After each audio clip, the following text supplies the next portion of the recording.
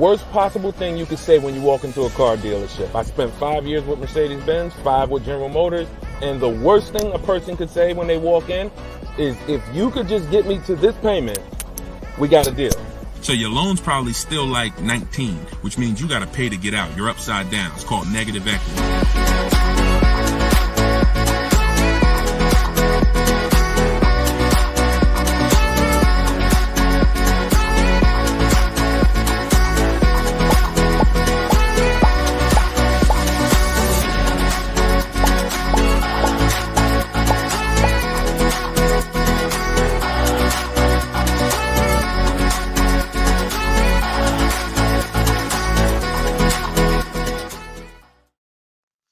Welcome everybody to Car Shopping Questions and Answers, episode 13. I am your host, Deshone the Auto Advisor. Today is our Thursday, 12 p.m. live stream, and we're live on 4 platforms. For those of you who don't know me, I'd like to ask you, if this is your first time on a stream with us, could you type the number 1? Can you type the number 1 if this is your first time on a stream with us? And to those who've come back, if you've been with us before, could you type the word welcome to all the people who have been with us before? Welcome, and welcome back to those who've been with us. So for those of you who don't know me, my name is Deshone. I'm publicly known as Deshone the Auto Advisor. I spent 14 years in the car business, 5 with Mercedes-Benz, 5 with General Motors. Now, since the pandemic, I've devoted my time to showing everyone willing to listen how to get below market car deals, purchases, leases, new cars, used cars. And we do that by getting bids. We stop negotiating and we get bids. And that's how we get below market deals that other people are not getting. So I'm the author of Cars from Home, the new digital book, 7 Steps to Saving Time, Money, and Avoiding Dealerships. I'm going to show you what it looks like. Boom. That's the cover. And we're rated 4.94 on Goodreads.com. You can get yours for 75% off for the next 30 minutes. You'll see when you visit my TikTok bio or my Instagram bio or the link in the comment section that we have for you on YouTube and Facebook that there's a timer. The book is normally $97, but you can get your copy for $24 as long as you get there before the 30 minutes is up. So I would suggest you get it and come back and join the broadcast. So my man Dolan is moderating in the background. You guys can start typing your questions and we will start to answer them one by one. We'll be on for about an hour and we'll try to get through as many questions as we can in that time. All right, Dolan, once you have the first one, feel free to throw it up. Okay, and shout out to y'all on TikTok. Could y'all tap the screen if you're going to spend a little time with us? Run those likes up like y'all always do. I appreciate you. And if you're on Facebook or YouTube, if you could hit the like button, it means a lot. It tells the algorithm we're talking big money over here, and they'll send more people who need this. This one's from Instagram. When buying used, is it wise to buy from a small lot? I'll take any, listen, as long as you've screened it down. When you screen down your used cars, first of all, when we're shopping for used cars, you want to be on every marketplace. You want to be on every marketplace that has used cars.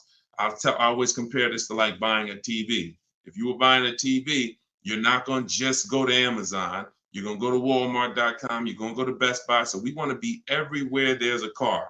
And now, once you do that, and those sites we use, this is called my multiple marketplace strategy. We use Carfax.com, CarMax.com, Carvana. Don't get any ideas, because even if they're overpriced 90% of the time, they still may be the best deal 10% of the time.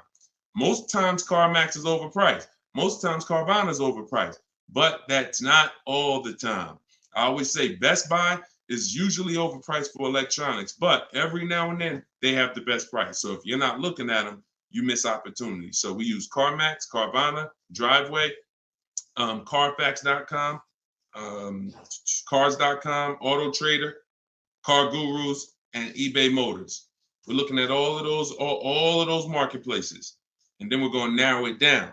So once we narrow it down, first thing we're narrowing it down on is title history. We don't want frame damaged cars, salvage title cars, flooded cars. Title has to be right. Based on Carfax, you can use auto check, but the only reason I don't like using auto check is because we need the service records. And service records is what's the important part when you're narrowing down. You need service record that shows on Carfax. And the last thing we let narrow it down based on is accident history. Some people do no accidents. Some people say, listen, there's different accidents on the Carfax. Let's talk about that for a quick second. You'll see minor accident. You'll see accident, vehicle was drivable. Good sign. That means it could have been a fender bender. They drove away. Then you might see vehicle towed. Red flag for me. You might see airbags deployed. Red flag. So whenever you see vehicle towed, just know that was a serious accident enough to where the vehicle couldn't drive away from. So that's what we narrow it down to. Now, when I'm narrowing this down, I'm not looking at who has the car yet. It could be a small lot. It could be a major franchise. Doesn't matter. Okay. If y'all gonna spend some time with us on TikTok, can y'all tap the screen every couple minutes and keep running those likes up? Appreciate y'all. Shout out to the new people. And if this is your first time on a broadcast, type the number 1. Type the number 1. Yeah, we live, Skinner. All right. If you don't see the banner above me, that means we're live. Whenever you guys see the banner, that means you're watching one of the replays, because we replay and rebroadcast these shows all day long so that everybody can see them. When you can't finish them, you're at work, you want to tell your friends, family about them, they can catch them pretty much any time of the day on all our platforms. But whenever you don't see the banner, which tells you when we're live, then we are live. All right. So that's that. Shout out to the first time people. But that's how we're going to narrow it down. I'm less concerned about where the car is. If it goes through that process and has great title history, great service records, great accident history, I'm open to it. Okay.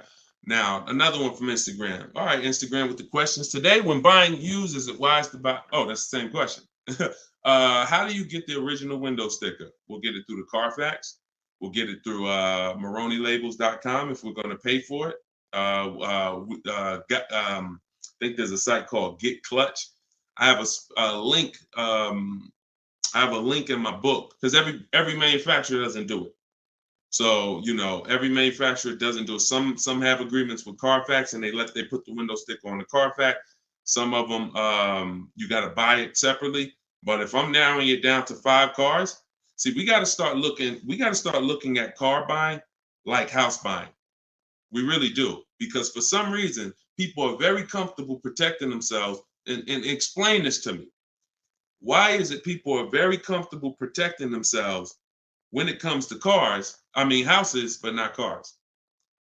So if we'll get a $600 home inspection to tell us if we should buy the home or not. You get what I'm saying? There are things we pay when we're about to spend $2 or $3 or $4 or $500,000 on a home.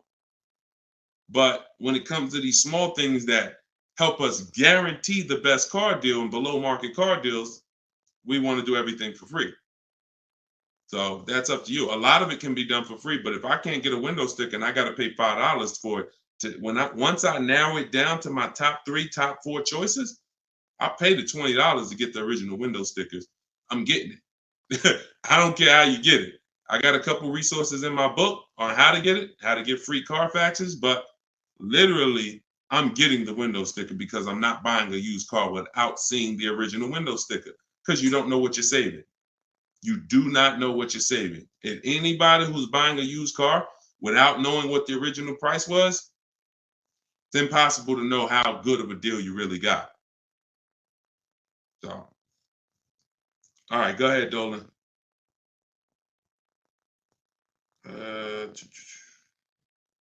This one's from TikTok. How do you sell the lease car without the title? The same way I explained it. You don't need a title to sell any car. Who was taught you needed a title to sell a car? Type me in the comments, because this is a big one. There are people who not even leasing. There are people who have cars right now. You have a loan on it. And I used to get people who would walk in the dealership and they look at the new model, the most recent one, and they'd be like, Deshone, is that the whatever, 2019, 2020? I'm like, yeah, these just came out. Okay, I got 3 payments left. As soon as I make my last payment, I'm coming to get that one. I want to talk to you about that one. What's the reason? Why are you waiting? Other than you thought you had to have the title in your hand. It's not the way it works. You go, you sell the car, there's, you write up a purchase order, whatever the bank is that you owe, the person pays off the bank, and then the title, once the bank is paid for, the title goes to the person who bought the car with the new ownership documents. So, sometimes I forget there's little small nuances that, but in the book, and even we talk about this on the show, you guys never hear me when we talk about an equity assessment. When we do an equity assessment, which is maximizing our car's value by getting bids, we don't trade. You never hear me say, those of you who don't have your title, you can't do the equity assessment, right? So I'm just assuming that if you just follow these steps, you'll see, even if you thought you couldn't sell your car while you still had a loan on it, you'll see, well, he didn't mention I need the title, so I guess I can go ahead and sell it. Yes, you can. So, you do at least the same way. I owe 15 on my car. Buyer offers me 19, pays the 19, pays off the 15 directly, sends 15 to the bank. And example, let me give you a real life example instead of a story. When I went in, after I sold my Jeep, that was back when the pre-owned car market was very hot, once in a lifetime market. And I went in and I owed my payoff was whatever my payoff was. I went in. They made the highest offer. That's why I was there. I got all these bids. CarMax made me the highest offer at the time. I went in. They paid $20-something thousand or whatever my payoff was, and they gave me a check for $8,900. So it's the net amount. So whatever the offer is, the amount you owe the bank gets paid off, and the surplus gets paid to you. That's the equity assessment. And for those of you who don't owe any money on your car, all the money goes to you. But yeah, I mean, I don't know where we picked that up at. I don't even know where the origination of that one, quite honestly. How I do know where some things originate, but I don't know how we got to we had to have the title in our hand before we could sell our car. So yeah, let me, you don't need it. Go ahead, Dolan. And for those of you who are not familiar with the equity assessment process, I'm sure we're going to talk about it on this show because it becomes a pretty common question. So we'll get to that, I'm sure. Go ahead. Jay, what's up? This is from YouTube. How do I go about getting pre-approval with good credit? I know the car I want. Then we don't really get pre-approvals. And I'm going to tell you why. Pre-approvals, first of all, there's something called restricted pre-approvals that we want to stay away from. See, all of this became, look, every time the public does something, the car business responds to it. And they usually respond with stuff that's garbage because they're trying to capture you and take away your ability to shop. So what ends up happening is the buzzword for the last 3 years probably has been pre-approved, get pre-approved, right? Right? That's been pretty much a hot topic. So the banks just decide what we're going to do is start marketing that we'll pre-approve you. But there's 2 ways they're pre-approving you, and they're both trash. One is we'll pre-approve you to shop with our dealer group. It's Capital One, our dealer network, Drive Time, Carvana. You're pre-approved, but you can only shop here. Well, you're going to hurt yourself because what they're trying to sell you on is this variety. And understand something. Variety doesn't drive down prices.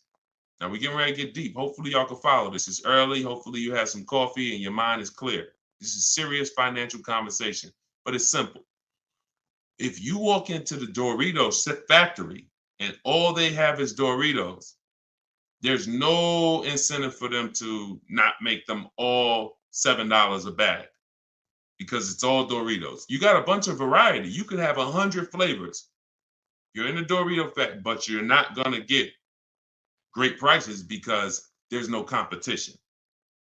So whenever you see Carvana says we have 50,000 cars to choose from, variety. Whenever you see, you can shop from our dealer network of, X number of dealers. Any one of those dealers you can shop from, variety. That does not drive down prices. That's meant to control you.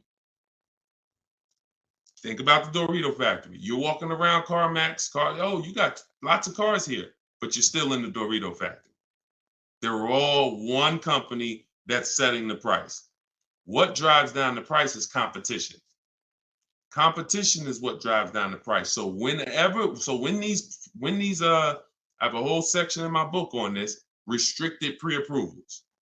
We stay away from them because they're meant to funnel you into somewhere so that you can actually do business with this person instead of doing what we do, which is shopping wide. If you're shopping for a used car, you should not be limited to anybody. You just heard the first question on the show talking about will we buy a used car from a small lot.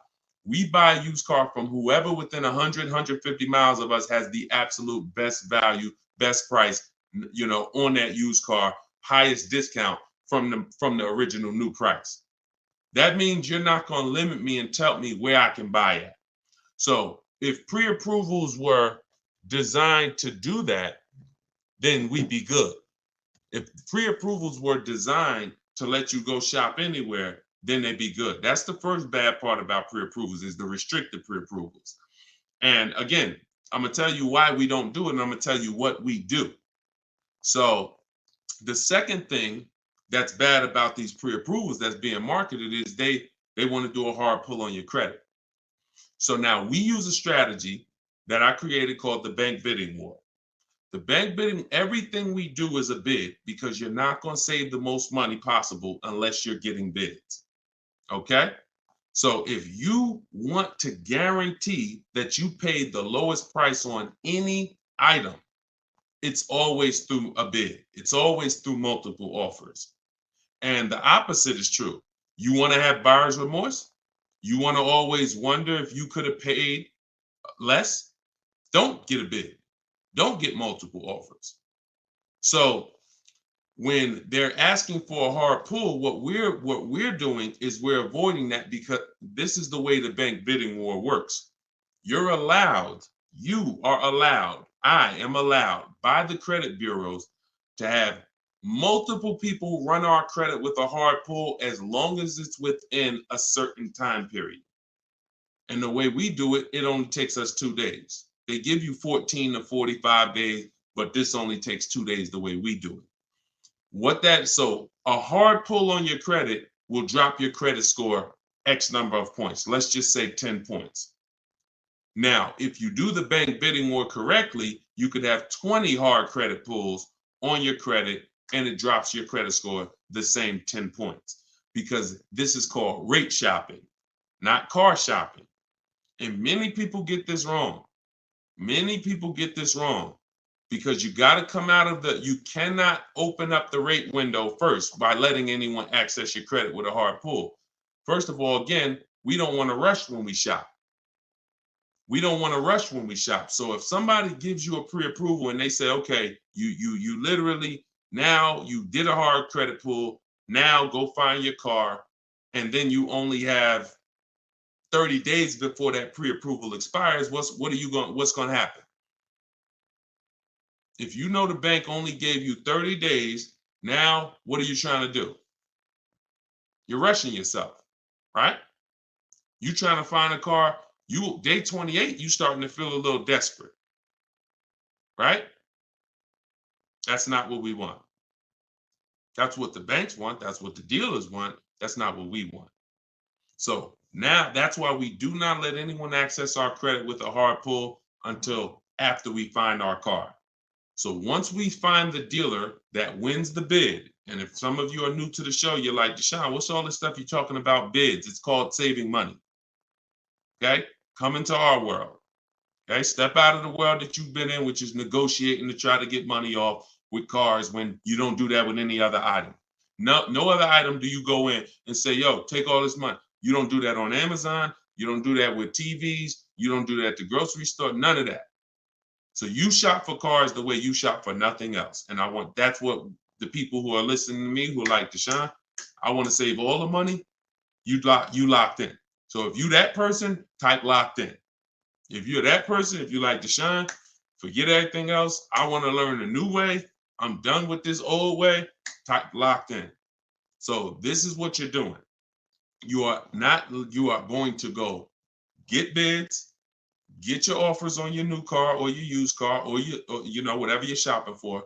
Once you find the one that is the best, now you're going to get the paperwork, a buyer's order, come home, and you're going to let these banks, credit unions, online lenders access your credit with a hard pull. And many of them need you to have a car before they'll even give you a loan term. Sometimes you'll reach out and you'll say, hey, I'm looking to try to get, a pre-approval, see what your terms are, see what your rates are. They'll say, okay, well, what car? What car do you have? And you're like, well, I don't have a car yet. That's why I'm calling you first. So we call them, we reach out to them when we have a car, and we're like, okay, this is what I'm looking for. I mean, this is what I have. I have it reserved. I left a deposit on it. I told the dealer I'm coming home to take care of my financing. I'll call them in 24 hours. Here's what I got. 2020 Mazda CX-5, 26,000 miles on it. Boom. What else do you need to know to give me a loan offer? So I'm doing this with 5 people from home.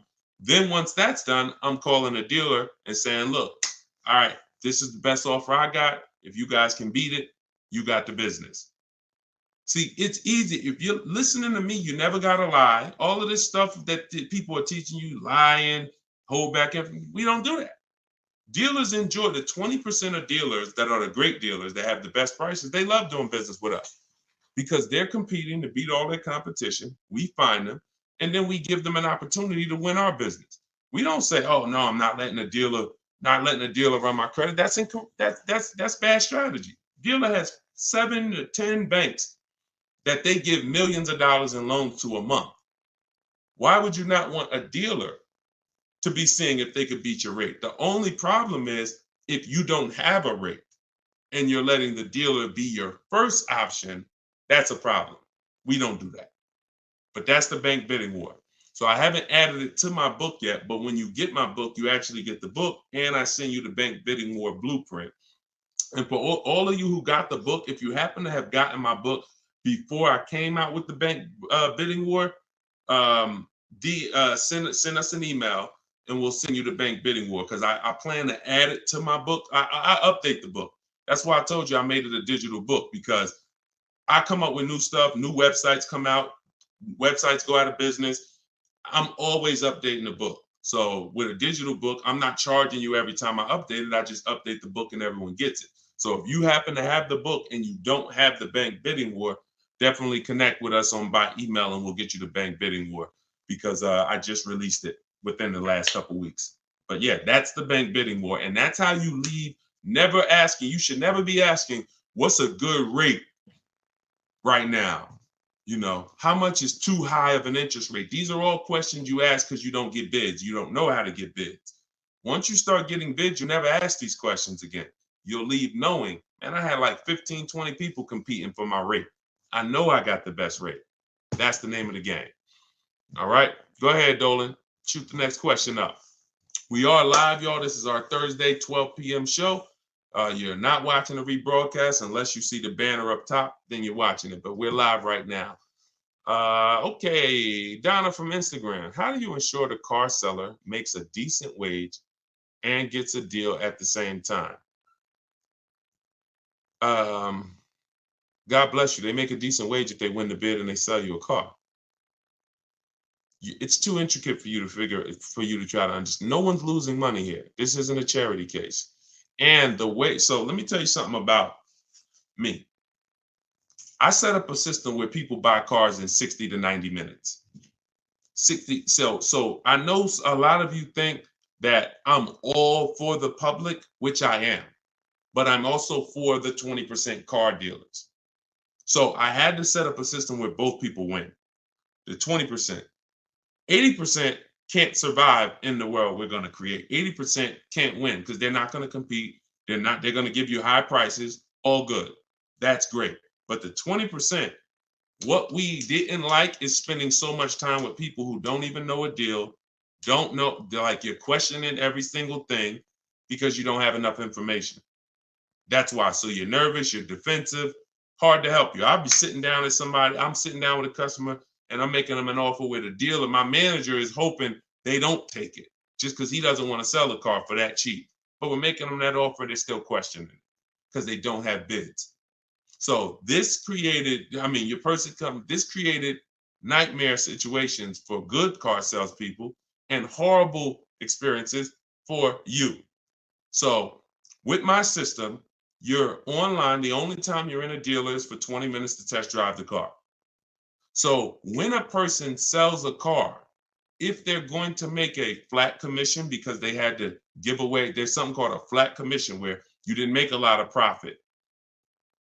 I'd rather make it in 20 minutes. So the car salespeople who win our business love us.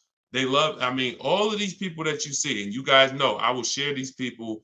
I share everybody. Look, Tiffany, who used the book, she got $6,000 off of her Mazda just a couple days ago.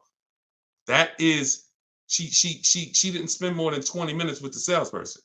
I don't even know if that's the person she test drove the car with. It might not be. So this person who won her business literally is going to spend maybe 30 minutes with her total. So what? He's not making a huge commission. If he ends up making $150 flat, he'd rather, and I've asked car salespeople this over my years of educating the public on how to shop from home. I said, let me ask you a question. Would you rather, y'all being stingy with the likes on TikTok? Can we tap the screen if y'all spending time with us? Thank you. Can we tap the screen? Can we share? We ain't asking for money. We asking for just tap the screen if you're enjoying the show. All right. Don't ever listen. I'll be getting in my. Thank y'all. Appreciate you running it up. So when you see that, I appreciate you wanting dealers to make money. But the best thing you could do if you really want good dealers to be okay, is learn how to shop from home correctly so you can stop wasting people's time. So you can stop being with people for 2 hours, 3 hours, 6 hours that you don't buy a car from. That's really what I want you to do, because when you learn how to get cars in 60 minutes from home, car salespeople are going to love you. Because even if I didn't make a huge commission of $1,000 or $800 or $1,500 on this particular deal, that's okay. And $1,500 commissions are very rare. You had to make a lot of profit on the deal, 10 grand profit probably. Bring home 20%. Now you got to make probably 7 grand to 10 grand, profit, and people will make it. There are people who overpay. And so those people who pay average prices and above average prices, but we don't pay either. So it's the time. I don't care if I make $150 with you if I only spent 30 minutes with you. And the only way you're doing that is shopping online. You're not doing that. I've tried. I think I was pretty quick. There were some people quicker than me, but I certainly tried to go into, and a customer knows what they want. Come on in, Mr. Jones. I know what you want. We'll get this done very quickly. Hour and a half tops, 2 hours really tops, because you got the finance office. You got all this stuff that has to happen. We got to clean the car. So 2 hours is really, if on a quick deal. Most of them, 3, 4. How many hours you guys spend picking up your cars? Be honest. How many hours did you put into your last car purchase at the dealership? Throw some numbers out. Look, Lexi, baby, 4. Look, throw some numbers out. Okay, people don't what? We don't want to be honest. How many hours? Sometimes maybe I'll ask how many days did you put into your last car deal? Have me in there about an hour. That's quick. You must have did a lot before. Half the day, Thomas. That's more like it. Thank you. Thank you. Thank you to everyone willing to shit. And I had to come back the next day still. Thank you. Okay. So yes, I talk a lot about money. Look, 6 hours. Poobie Bear on Instagram. 6 hours. 4 hours. So no one that you're seeing here, I'll run down the list. Boom. Not only are these people saving all the money. Look, $690 a month on Totes BMW. Greg, $527 a month, his $56,000 Kia truck. Look, Danielle, $550 a month for her Audi. Not only are they saving all the money, they're not in the dealer more than 30 minutes. That's why the dealers love them. That's why the dealers love us. I'm never going to create a system that's painful for car dealers. I would be hypocritical to do that. I created a system where when you use it, the people you do business with love you because you're like, man, listen, this is one of the quickest deals some of you saw when I got my Infinity truck. I wish I could find that video. Matter of fact, hold on. Before we go to the next question, because I don't want anyone, because some of y'all don't know me. Y'all don't know, okay, is this guy telling the truth? Is we really getting cars? This was me picking up my Infinity truck right here. This is when I got the Infinity truck. Hold on, I'm gonna find a video. I'm going into my hold on, where we at? Day five. Here we go. Look, let me share my screen. And I picked it up and I posted this on Instagram because I want people to know we really do this. We don't say we do this. We really do this. Look. Now, there we go.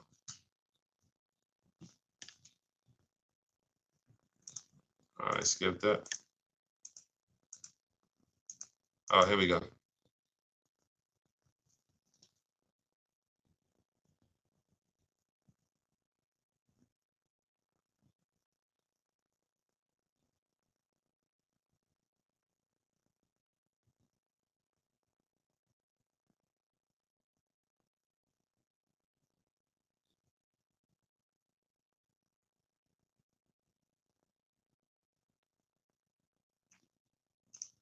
Boom. Do we understand? I know y'all can't see it on TikTok. You got to watch the rebroadcast because we're live on TikTok. We stream live from the device. Do you understand? This is not a game. This is not a game. If you when you learn that you've been conditioned to think that somehow spending time on my car deal means I saved all the money. No, it doesn't. No, it doesn't. Looking at multiple options, multiple offers while you sit at home, knowing how to screen those offers down so that you know you got the below market prices. Looking at 5 offers on new cars and leases minimum, 5 offers minimum because 80% of dealers are overpriced. This is what guarantees below market prices. You don't need to be in a dealer to get that. In fact, there's no way for you to get it in a dealer. I will be so bold to make the statement, and I'll just ask you, if you think you can get it, when you get your car, bet me $500 that I can't get a better price than you. That's what I'm saying. Bet me $500 when you get your car, any car you get, if you don't use what I'm teaching you, if you tell Deshone, all that stuff sounds good, getting bids, but I want to do it my way. Bet me $500 that I can't find a much, much better deal than you as soon as you get your car. I'm willing to put the money up because I know bids is what gets us these prices you guys see on the shows. Bids is what allows people to come in and save money. Okay? Did y'all see that? Could y'all hear that? Let me know, could y'all hear that when I was playing that? Were y'all able to hear that when I was playing it? Before I move on to the next question, before I have Dolan pulling the... Why didn't y'all say something? See, we got too many people on here. We got too many people on here, y'all, for y'all to let me play an entire 1-minute video and not say you couldn't hear it. All right. Yeah, I don't know what to do. All right, listen. It is what it is. What I asked the guy was, how much time do we put into the whole process? He said 45 minutes. I said, take the test drive out of it. Take me and Monique test driving out of it. How much time did we spend? He said 20, 25 minutes top. Come on, lock in, y'all. Lock in. Go ahead, Dolan. Throw the next question up. Instagram. How do you tell the dealership you want to take the car to mechanic before purchasing? You don't. Dealership's not going to let you take the car to a mechanic before purchasing. It's too much liability. If you crash the car, if it has an accident, mechanic messes up the car, only thing you could do is have a company like yourmechanic.com come and meet you at the dealer. That's why whenever I'm buying a used car, I'm not taking it the same day. DJ Flay, I thought it was a silent film. This is hilarious. So yeah, we never take a used car the same day because one, we got to do it even if we're paying cash though. I mean, even if we're paying cash. But if you're doing the bank bidding war, we can't take a car the same day because we need to go home and we need to start the bank bidding war. But if you're paying cash and the car has a good warranty and you've done the math, okay, maybe you don't need to have a mechanic inspected. But if you want to have a mechanic inspected, then it's always I'm leaving a deposit, and then I'll have either my mechanic come. And again, this goes back to you're paying to protect yourself. I got a mechanic here that I've been using for years, me and my family. If I told him, hey, look, I'm gonna pay you, let me know when you got an hour and a half. I'm gonna pay you for the time. Come take a look at this car with me. I got a reserve. He'll be like, no problem. I'll throw him $125. He'll come, check it out for me, tell me if I'm good or not. He can't put it on a lift, so that's the bad thing. But again, it's better than me just thinking with my non-mechanic self, I guess the car looks good. Sounds good, I think. No. These are the things that we got to do if we want to protect ourselves. And understand, there's horror stories for a reason, y'all. Horror stories are very common. Cars breaking down. It's weird. All I can do is give you boundaries. And when I give you the boundaries, then you can choose what you want to do with them. You can choose if you want to, adhere to them. You can choose if you want to ignore them, but at least they're there. So yeah, I would always have, with no warranty on a car, I would always have my mechanic come out. And if you don't have a mechanic, then I pay a company like yourmechanic.com. I think they charge $100, $150 to come out, send one of their mechanics to inspect the car for you. I see it just like a home inspection. I don't see it any different. Any different. Go ahead, Dolan. Okay, I had a financial advisor tell me get rid of my car. I did. Wait, I had this one's from Instagram. I had a financial advisor tell me to get rid of my car. I did, however. I really need another one, but they repoed the vehicle. It's been around January. Okay, I'm trying to understand. So he told you get rid of your car, but you need another one. Get a very inexpensive car. It sounds like you're in a position where you need to get the least expensive car you possibly can. I call that a smart car, saving money at the right time. Cars that are, under 10 grand. If you're trying to get a loan on it, that's what you would be trying to get. But if they repo the vehicle, you're going to have a tough time getting I would get it. If I got my vehicle repoed, my next car is a small car.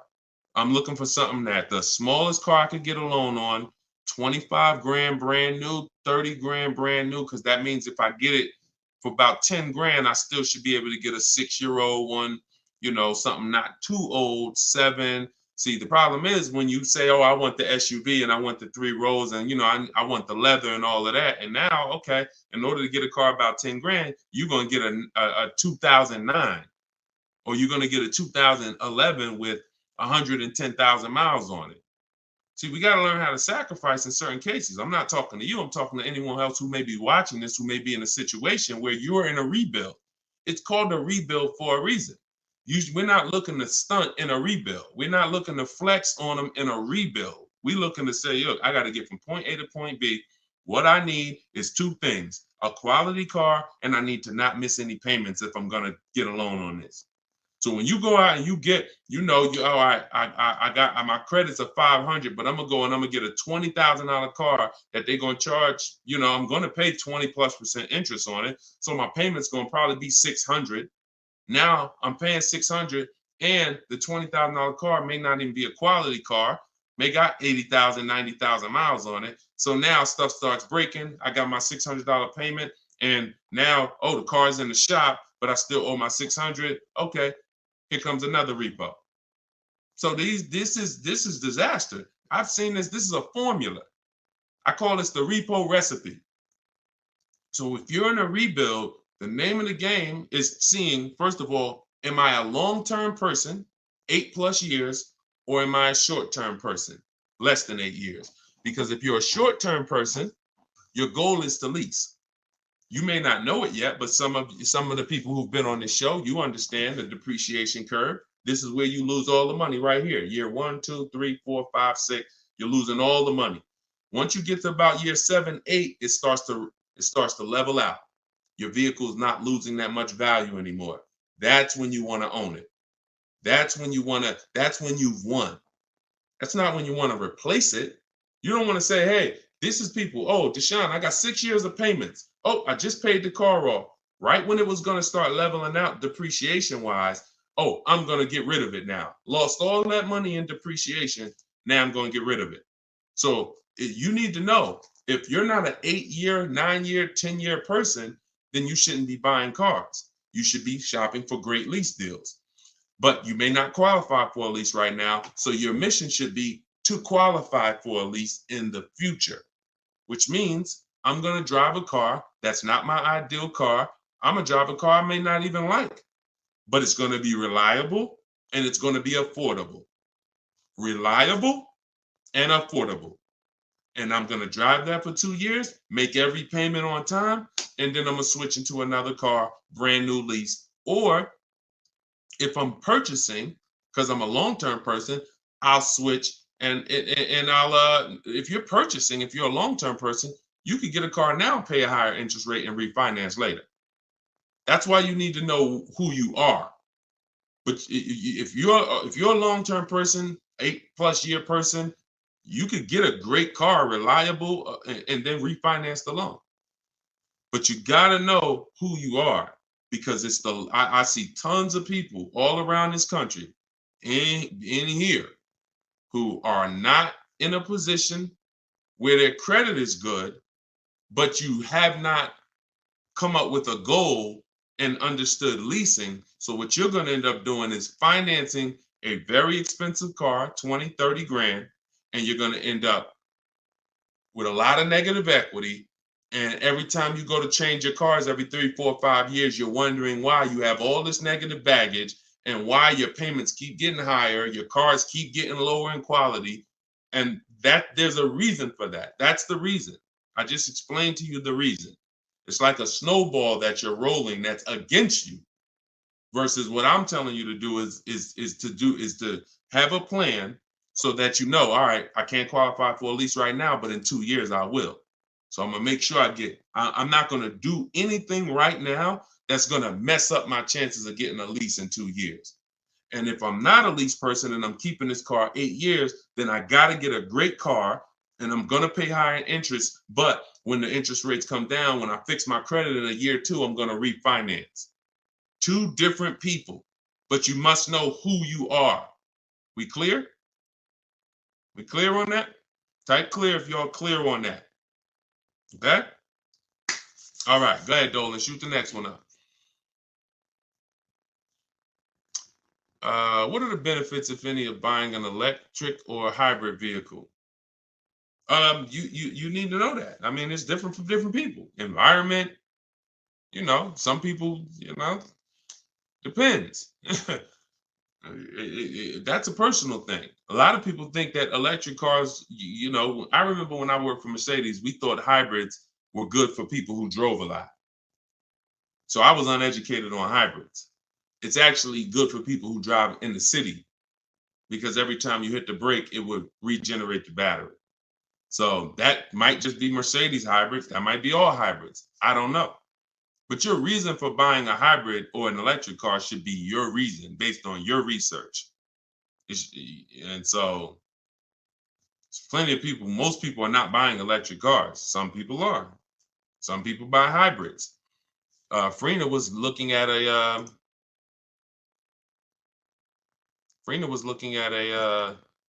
Jeep Grand Cherokee, and she was looking at a Jeep Grand Cherokee gas version. And I remember she hit me and she said, Deshone, the dealer that made me the best offer on this Jeep Grand Cherokee gas, it was like a 1.2% lease. And she said, he's saying, and that was the lowest bid out of all the bids she got.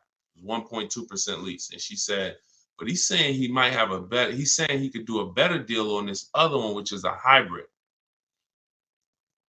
And she said, what do you think? Because she's in a private group. Everybody who wants to know about, my private group, you want to attend my free masterclass, it's in the comment section. You can attend my free masterclass. It's an hour long. It's called Everything You're Doing Wrong, Buying, Selling, and Leasing Cars. And it's in my TikTok or Instagram bio. You can go and you can attend the masterclass if you want to find out more about my private group and my coaching program. But she said, so do you think I should just like have him like rework the deal? I said, look, if you're going to switch cars, pay attention, y'all, this is very important. Even though he won the bid on the gas version, you want to make sure you rerun the bids on that car. She said, okay, because she said, based on what he's telling me, he could get me to like 1% on the gas, on the hybrid one. I said, okay, run the bids. She hit me 24 hours later. She said, you're not going to believe this. Lowest offer I got on the hybrid version is 0.88. Showing the deal right now. That was $579 a month. $66,000 truck. $579 a month. No money out of pocket. So if you don't rework the deal, what question was I answering that I got on that? What question was I just answering? Oh, there we go. Thank you. Thanks, Dolan. My man Dolan coming through for me. So she didn't have a preference necessarily of hybrid. That opportunity presented itself. All hybrids don't have incredible programs. So I think you make the decision, Natalie, on what you want, and then you shop the offers on that car. That's it. It's so many cars out here, y'all. It's hundreds of cars to choose from. Pick the one that you like, get the offers on them. And spend your time shopping. If you're getting a new car or a lease, you should be out test driving. This is the fun part. Eventually getting bids, that'll be fun for y'all because you'll be in control. But, for your first time, you're still going to be a little nervous. But the fun part is really getting in the car and going and test driving. All right. And going to another dealer, test driving. You're about to make a $40,000, $50,000 decision. Some of you more, some of you $80,000. You're buying luxury cars, $100,000 decision. Take a day and go and drive these products that they're spending millions of dollars on, hoping you would at least come test drive. I've had people that's like, oh, I want the Honda Pilot. Oh no, the girl said, I want the new Honda CR-V hybrid. I like the look. I said, did you drive it? Nah, but that's what I got my eye on. I said, go drive it. Once she went and drove, that's why we have a whole step in our process for this called shopping, not buying. She went and drove it. She said, yo, you know what's crazy? I like the look, but I ain't like the way it drove. I said, that's why it's important. Imagine if you would have did your whole deal online, got the thing delivered. Now in 3 months, you're sitting here like, you know what? I don't really like this. So don't discount your shopping experience, especially because using it our way, you only there 20 minutes. Don't talk numbers. Keep that rule in mind. That's in my book. Those of you who have my book know this. We don't talk numbers. Those of you who are like, what book are you talking about, Deshone? My new digital book, Cars from Home, 7 Steps to Saving Time, Money, and Avoiding Dealerships. That's where I'm teaching out of. Everything on this show is what I'm teaching out of that book. And you can get your copy for 75% off. It's normally $97. You'll get it for $24 in my TikTok bio, as long as you get there before the 30 minutes expires. Also in my Instagram bio, click that website, and then on Facebook and YouTube in the comment section. And if you happen to be watching us on TV, you can scan this QR code right here with your mobile phone and get yours for 75% off. All right. And now you have everything I teach in one blueprint in one spot. Okay, Renico from YouTube. 1 year into my Kia Soul lease, this was not the car I wanted. I want to trade the Soul in for a 2022 Kia Sorento. Is it possible, or should I wait for another year to lease the Sorento? Listen, great question.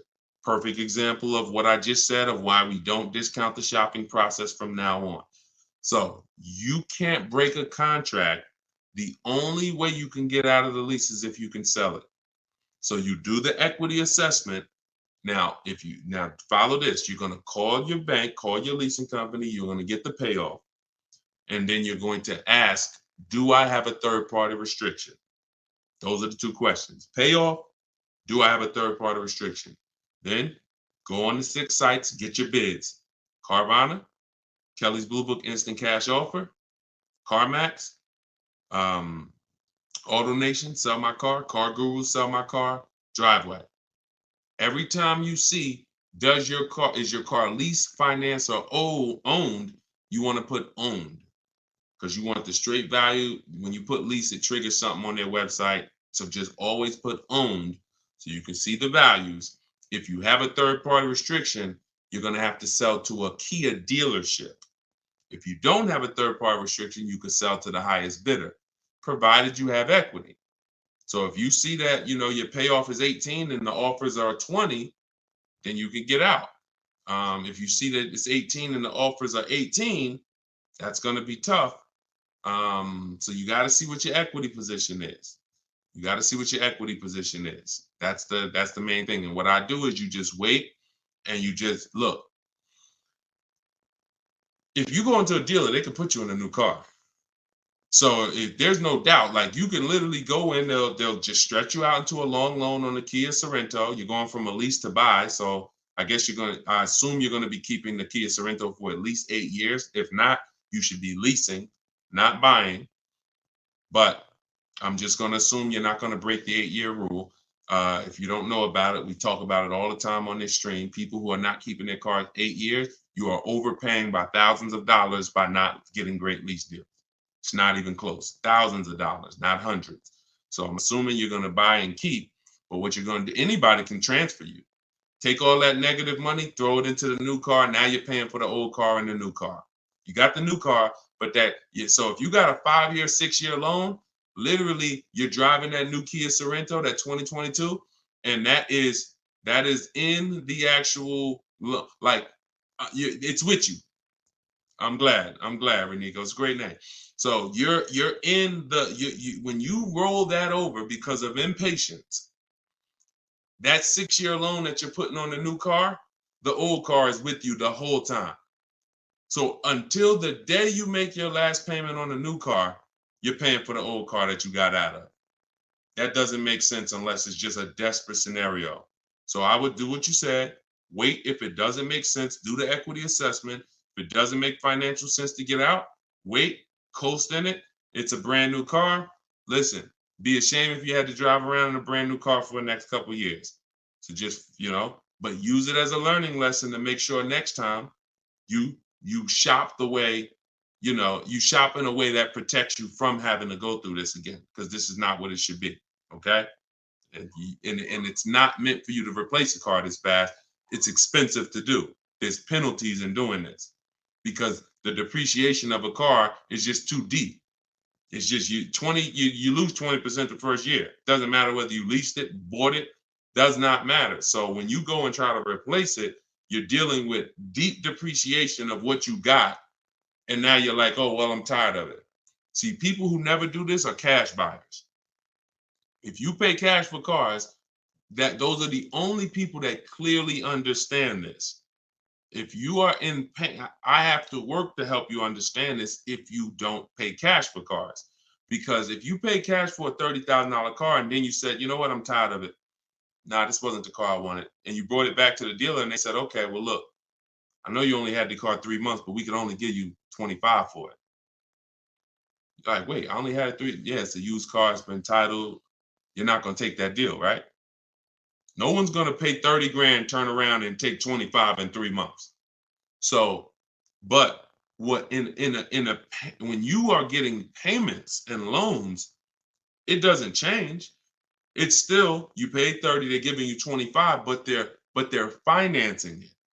So that loss of the 5 grand, it's hidden in the monthly payment. That's why it's all about, what do you want your payment to be? What do you want your payment to be? What do you want your payment to be? Because once you see that you're losing a ton of money in a short period of time, you wouldn't do this. So it's hard for people with payments to understand. That's why I have to make it clear for you. The depreciation doesn't lie. The unseen expense doesn't lie. So we don't want to replace cars in a year or 2 years. It's just not made for that. All right, but run the equity assessment, Renico, and see if that works out and see if by chance you could break even and get out early. Okay? Go ahead, Dolan, shoot the next one up.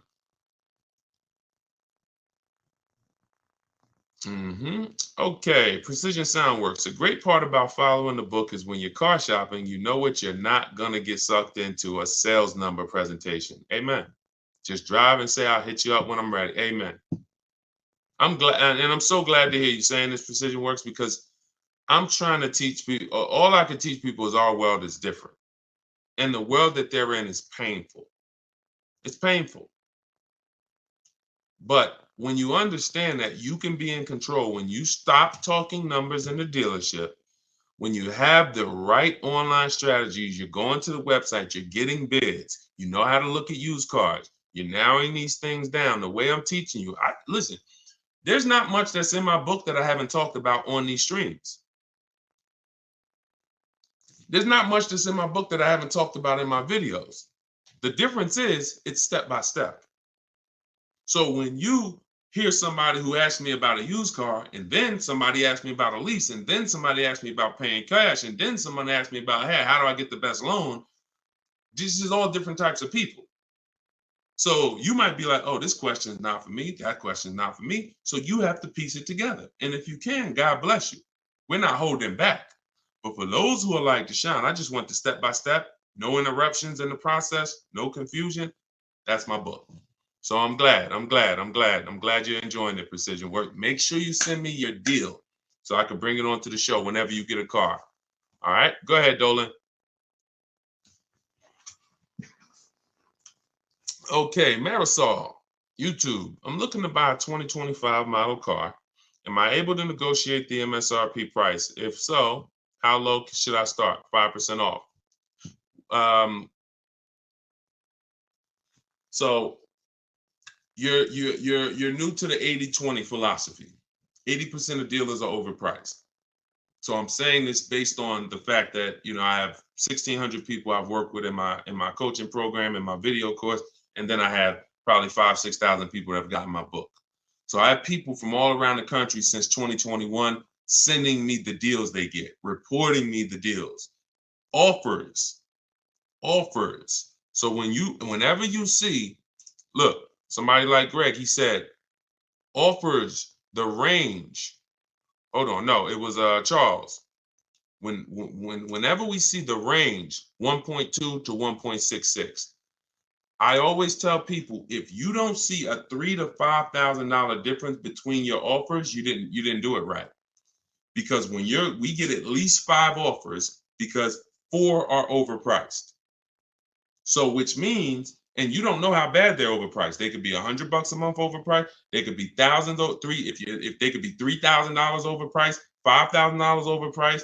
If you have some of these vehicles where they're marking them up, $5 grand, 10 grand over sticker, they could be 7, 10 grand overpriced. You don't know. You just know, we know 4 out of 5 are overpriced. That's the numbers.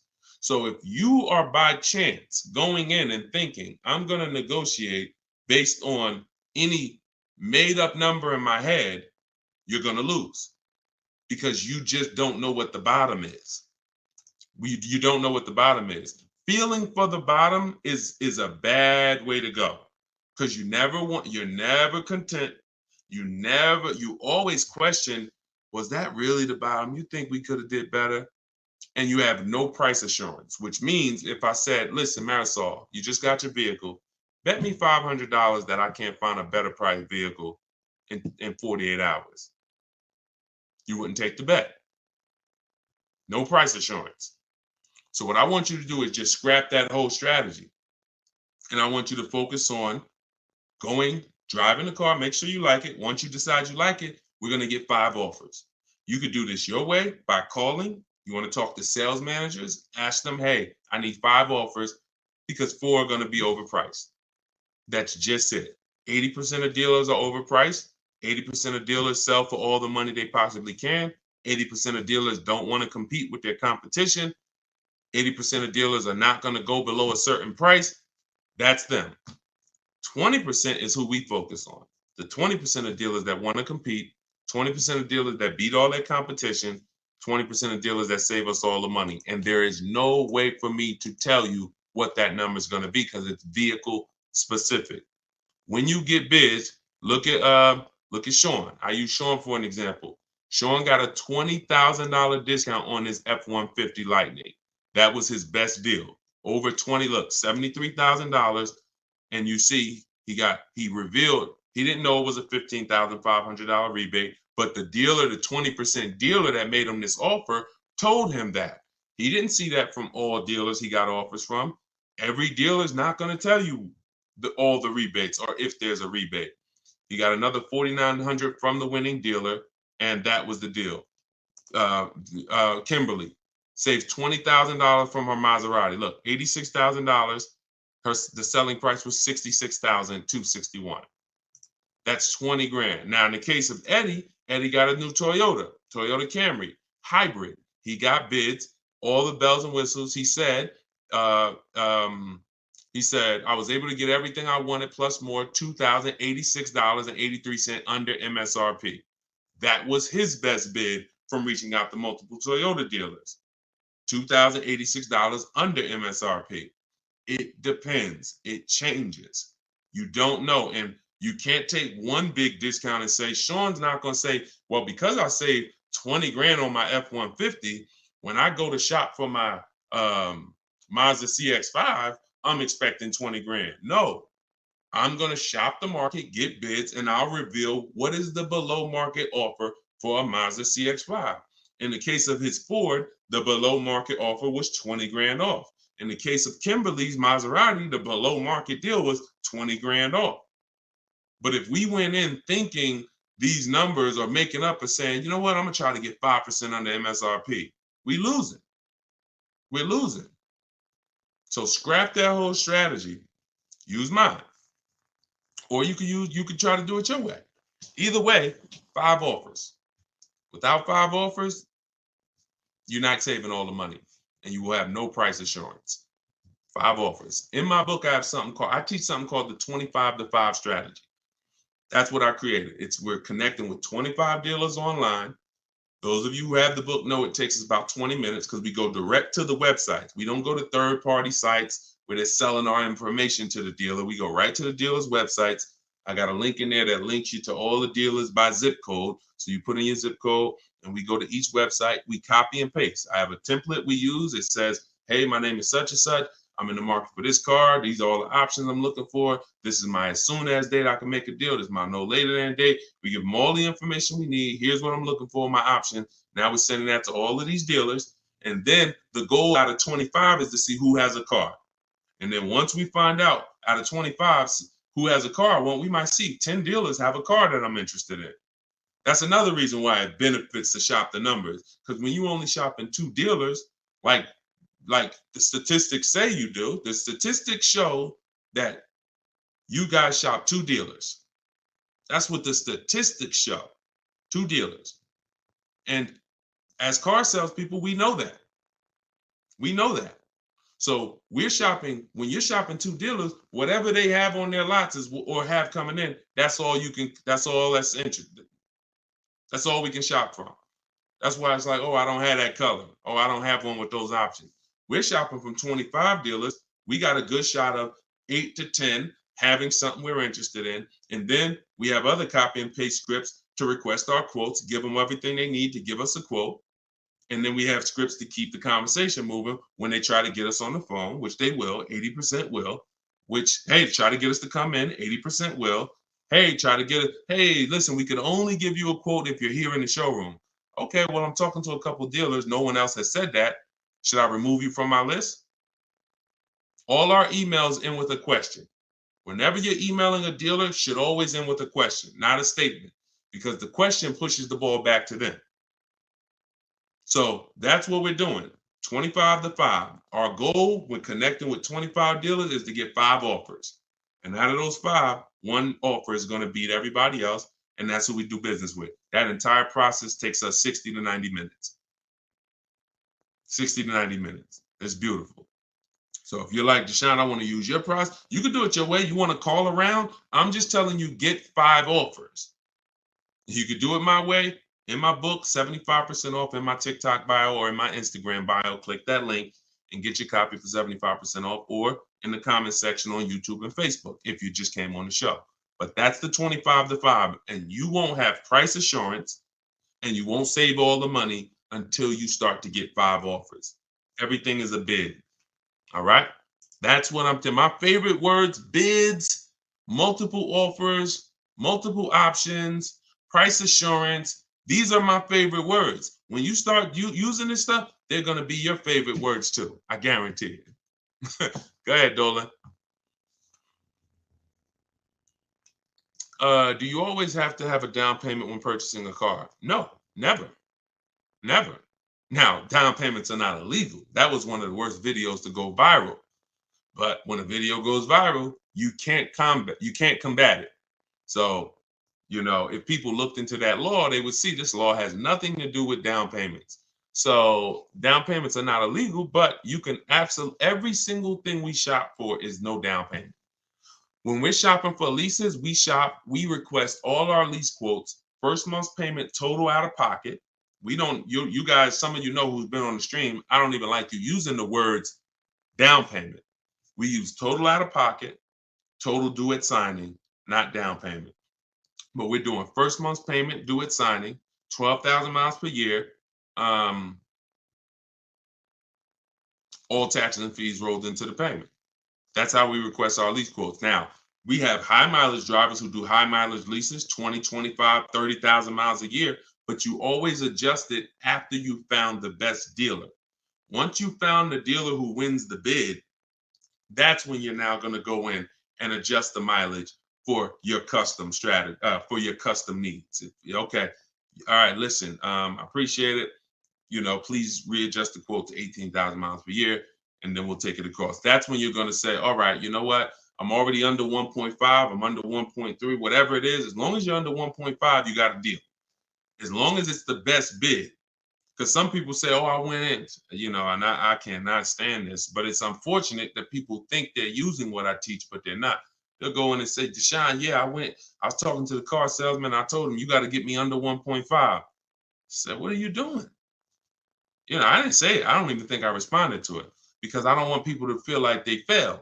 But that's not what I teach. I'm never targeting 1.5. I'm targeting 5 offers, and the only way 1.5 gets approved is if it's the lowest out of the 5, which means I know the lease program isn't great. But if I see 1.45 and then there's another lease quote for 1.6, 1.8, 1.9, now I know this 1.5 is the deal.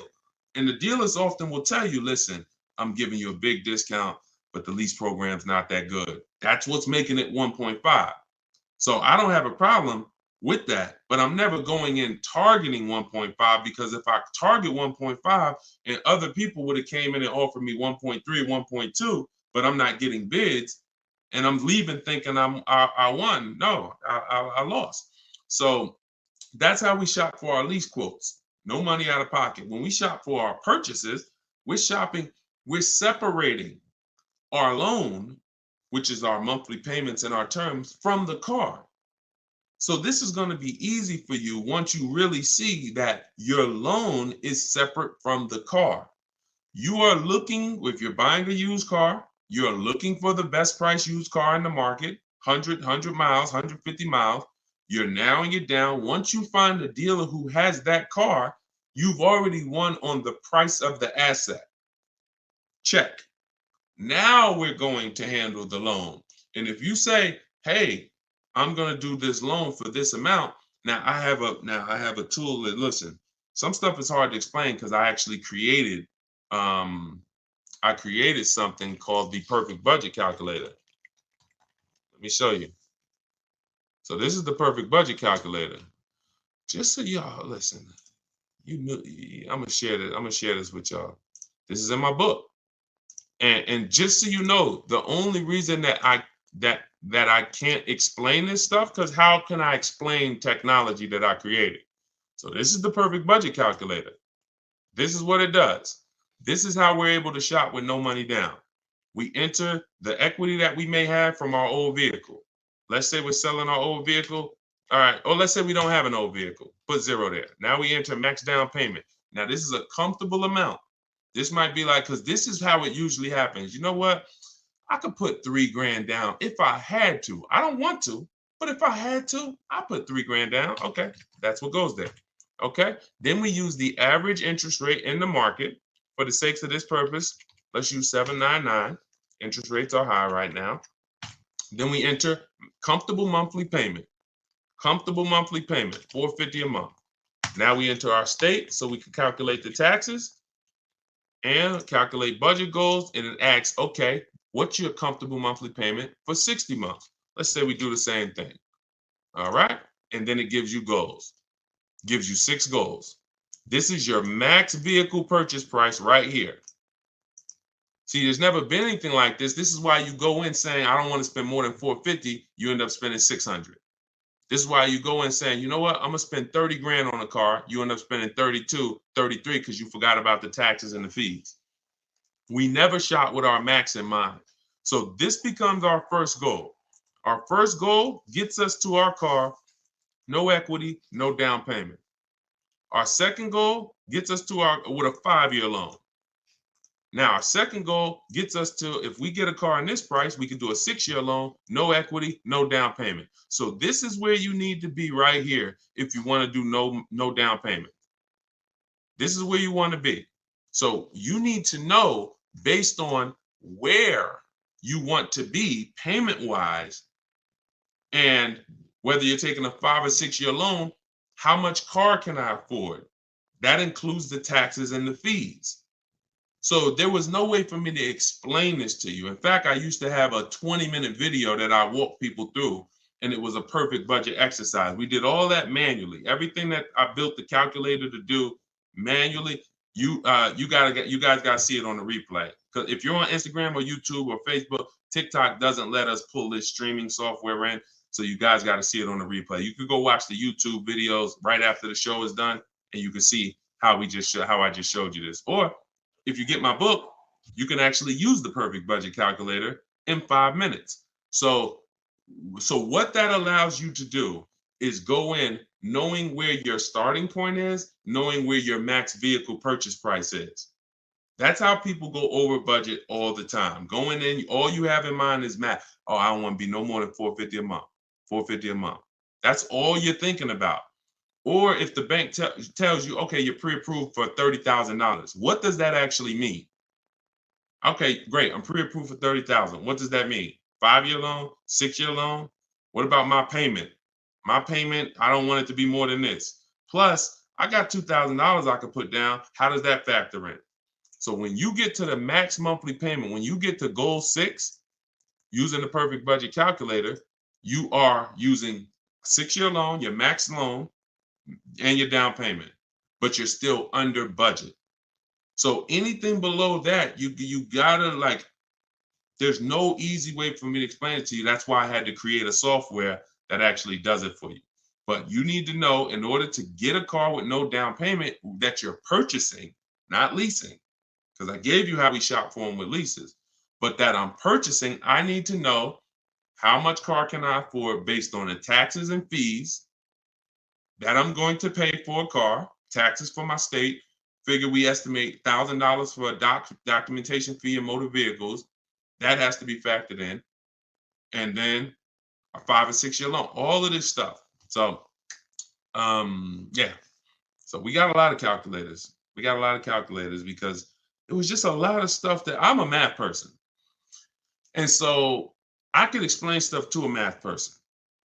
I can try to make things simple, and I try my best to make these numbers simple. But the best thing that I was able to do was create calculators that would do this stuff that I don't have to explain to people the numbers anymore. And my goal is to put lots of calculators out eventually that do pretty much everything. Like people who are over mileage on their lease. You got to see, should I end the lease early and take the mileage penalty now, or take the payment penalty? Should I go to distance? And there's so many financial calculations in cars that thank God I've been blessed to understand that I can't explain to you. So I had to build a software that you punch your situation in, and then it tells you everything. Okay. But yeah, you can absolutely get cars with no money down. It's not even, only people that can't are super, credit's too bad, or you have too much negative equity. And even if your credit's bad, you still can get cars with no down payment. It's really the negative equity. The negative equity from your old car is really what prevents most people from doing no money down deals, because the bank is only going to approve 15, 20, 25% above the purchase price of the car. So if the purchase price is 30, they'll approve 36 as a loan. They'll loan 36, they'll lend 36,000 on a $30,000 car. They're not going to lend 40,000 on a $30,000 car. They're not going to lend. So if you have 10 grand of negative equity that you're trying to transfer, that's preventing the no money down deals for most people. Other than that, everybody can do no money down deals if they so choose. All right. So everything we talked about today was based out of my book, Cars from Home, 7 Steps to Saving Time, Money, and Avoiding Dealerships. It's the step-by-step process to mastering the science of car shopping. And the first time you do it, you're already a master. There's no test to take. The first step in the process is the most important question, which I'm going to help you know clearly whether you should lease or buy based on how long you keep in the car. And step 7 is delivery. So by the end of this, when time you get to step 7, I'm congratulating you, and we're like, okay, let's set up if the dealer is going to deliver the car or if we're going to go pick it up. That's delivery. So it's not this book you read and say, okay, all right, I'm ready for the quiz now. Let's take our test. No, every step is an action. Equity assessment, budget tool, choosing your car, shopping for it, doing a check to make sure it doesn't have any bad data out there like electrical issue software, and then getting offers, then paperwork, then delivery.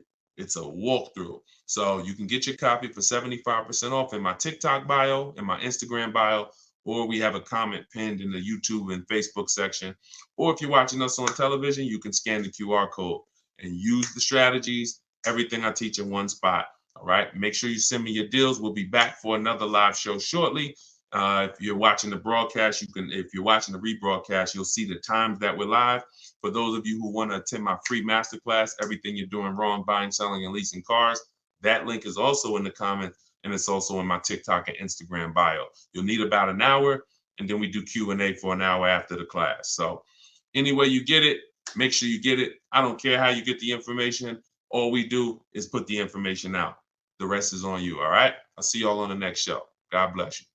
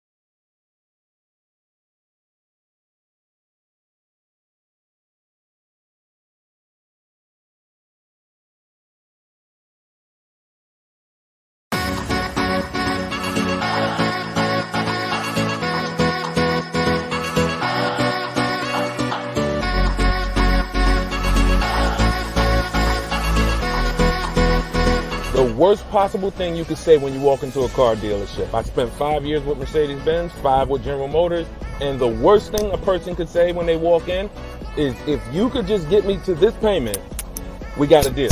So your loan's probably still like 19, which means you got to pay to get out. You're upside down. It's called negative equity.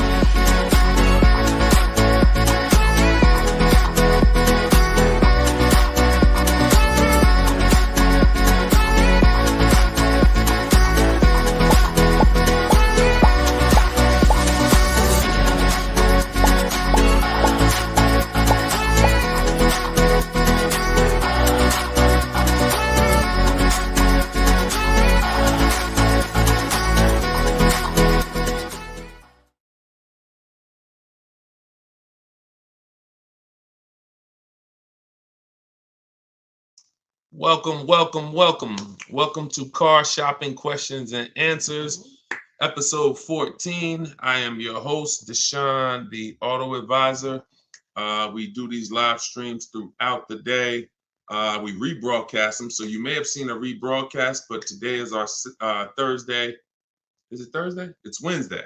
I was saying, what day is it? It's Thursday. Thank you. Our live broadcast, and we do rapid fire Q&A. We are streaming on 4 platforms: TikTok, Instagram, YouTube, and Facebook. So you guys can start taking your questions. Yeah, I see you, real Zubir.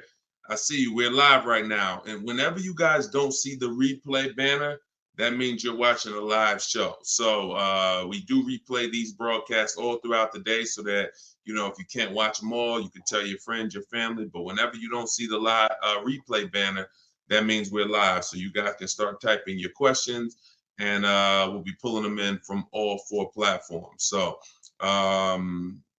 just go to deshonsbook.com, Mr. Silver. I see you on TikTok.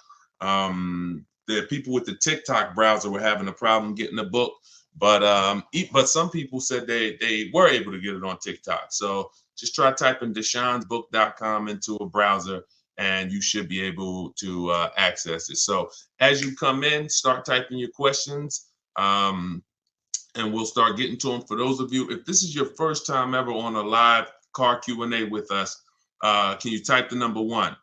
We always like to know who's the first time person, first time ever on a car shopping Q&A with us. Type the number 1. And if you have been here before, then I want you to send I want you to type welcome to the people who are first timers. Reginald, what's going on? I see you, Reginald, on YouTube. I see you flipped apart on Instagram. Sweet Major, I see you. Herman, I see you on Instagram. Real Zubir, I see you. Mr. Silver, welcome back. I see you on TikTok. If this is your first time with us, type a number 1. We welcome you. My name is Deshone the Auto Advisor. As I said, I spent 14 years in the car business from 2006 to 2020, left after the pandemic, never went back to Mercedes, and have been teaching people who are willing to listen how to save the most money, get below market deals, guarantee their best prices, their best interest rate, their best deals, car shopping online, getting bids instead of negotiating. So it is an entirely different science, but we go deep on it here. So feel free to ask your questions, and we'll start getting to them one by one. Everything I'm going to be teaching out of in this stream is out of my new digital book, Cars from Home, 7 Steps to Saving Time, Money, and Avoiding Dealerships.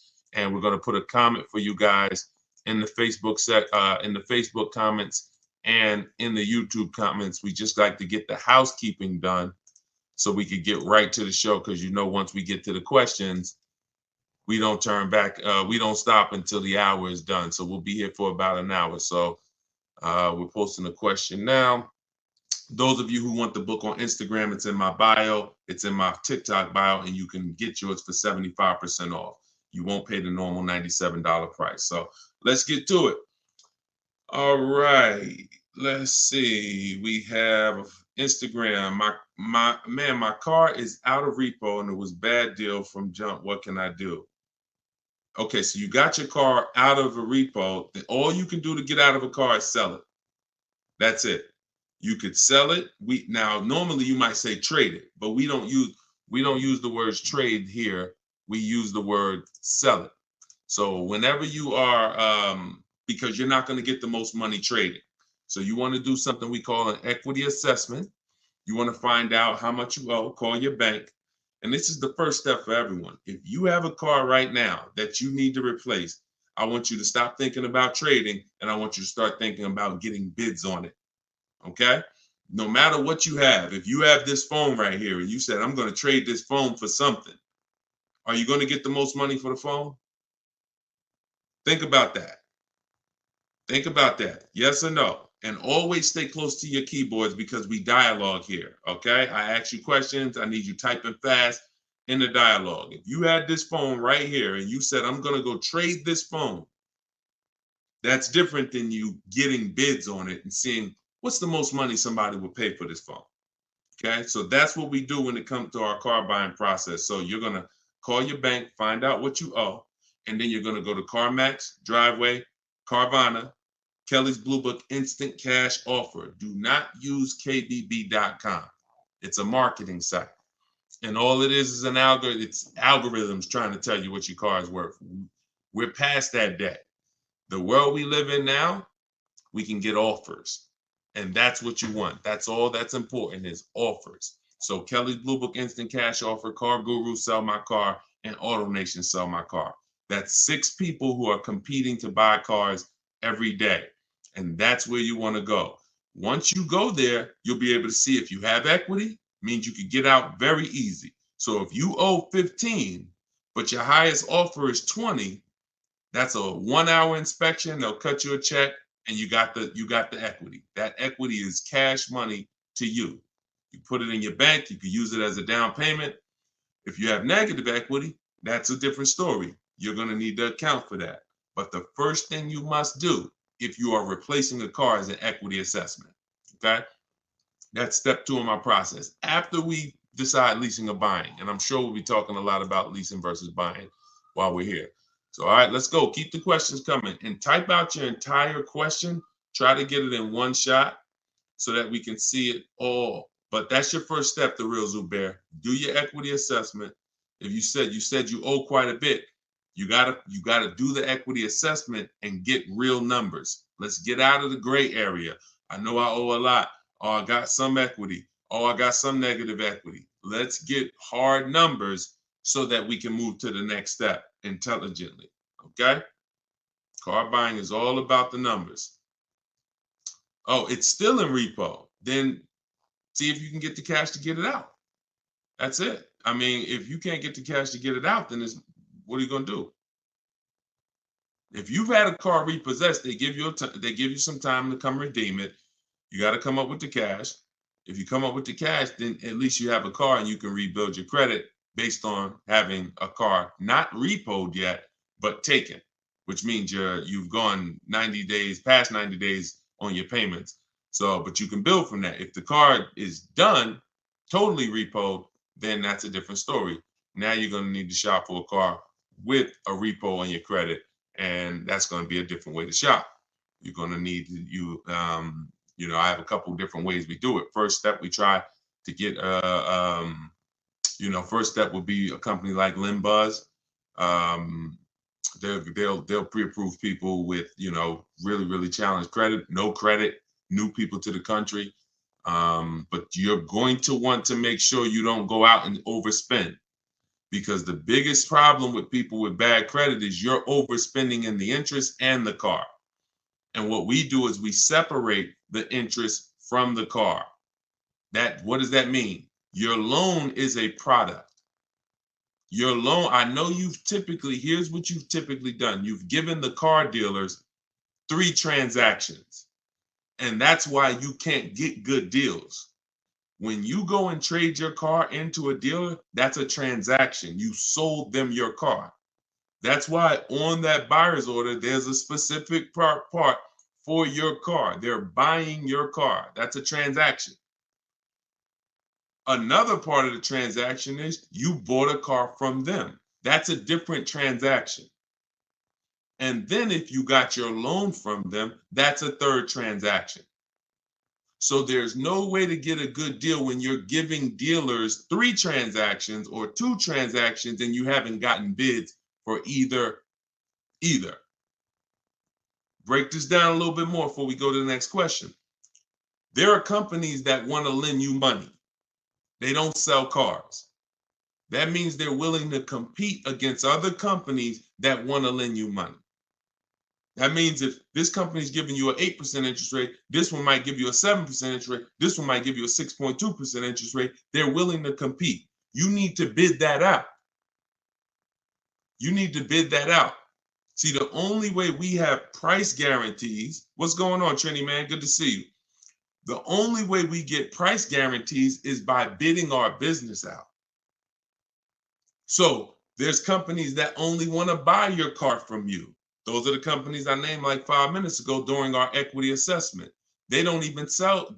They're not interested in selling your car. They'd like to, but they're also interested, hey, we just want to buy your car. Even if we can't sell you one, we'll buy yours from you. You should be bidding that out. Type $ if you're clear on that. And then when you buy your car, you're bidding that out. So when people with bad credit usually go and don't have a strategy like the one I'm telling you, you're going to go and overpay because you're mixing the loan with the car. You're going to a dealer saying, hey, I like that car, get me approved. So you didn't even get a bid to find out, was that the lowest price car? Because some people think all dealers' prices are the same. They're actually all different.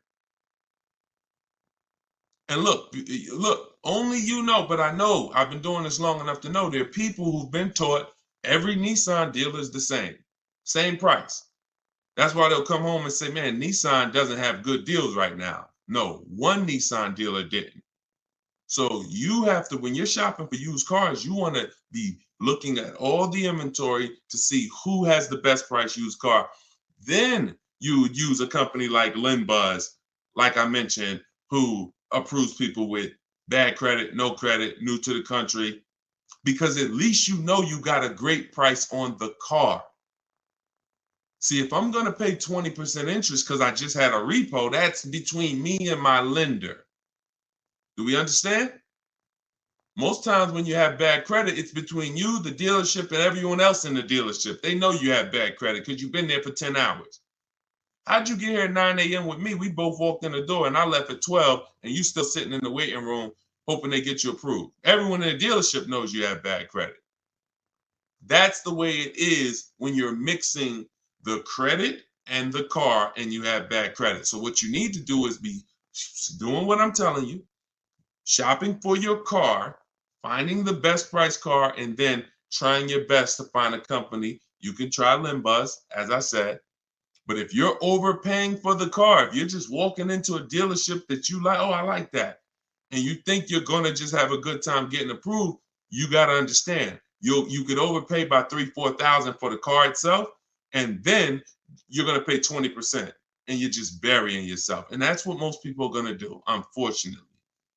That's not what I want you to do. Okay?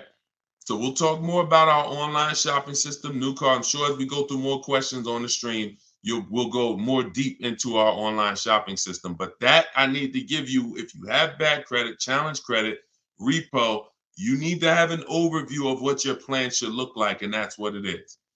Shout out to the people running the likes up on TikTok. Appreciate y'all. If you could tap the screen every couple minutes, if you're getting value so far, tap the screen.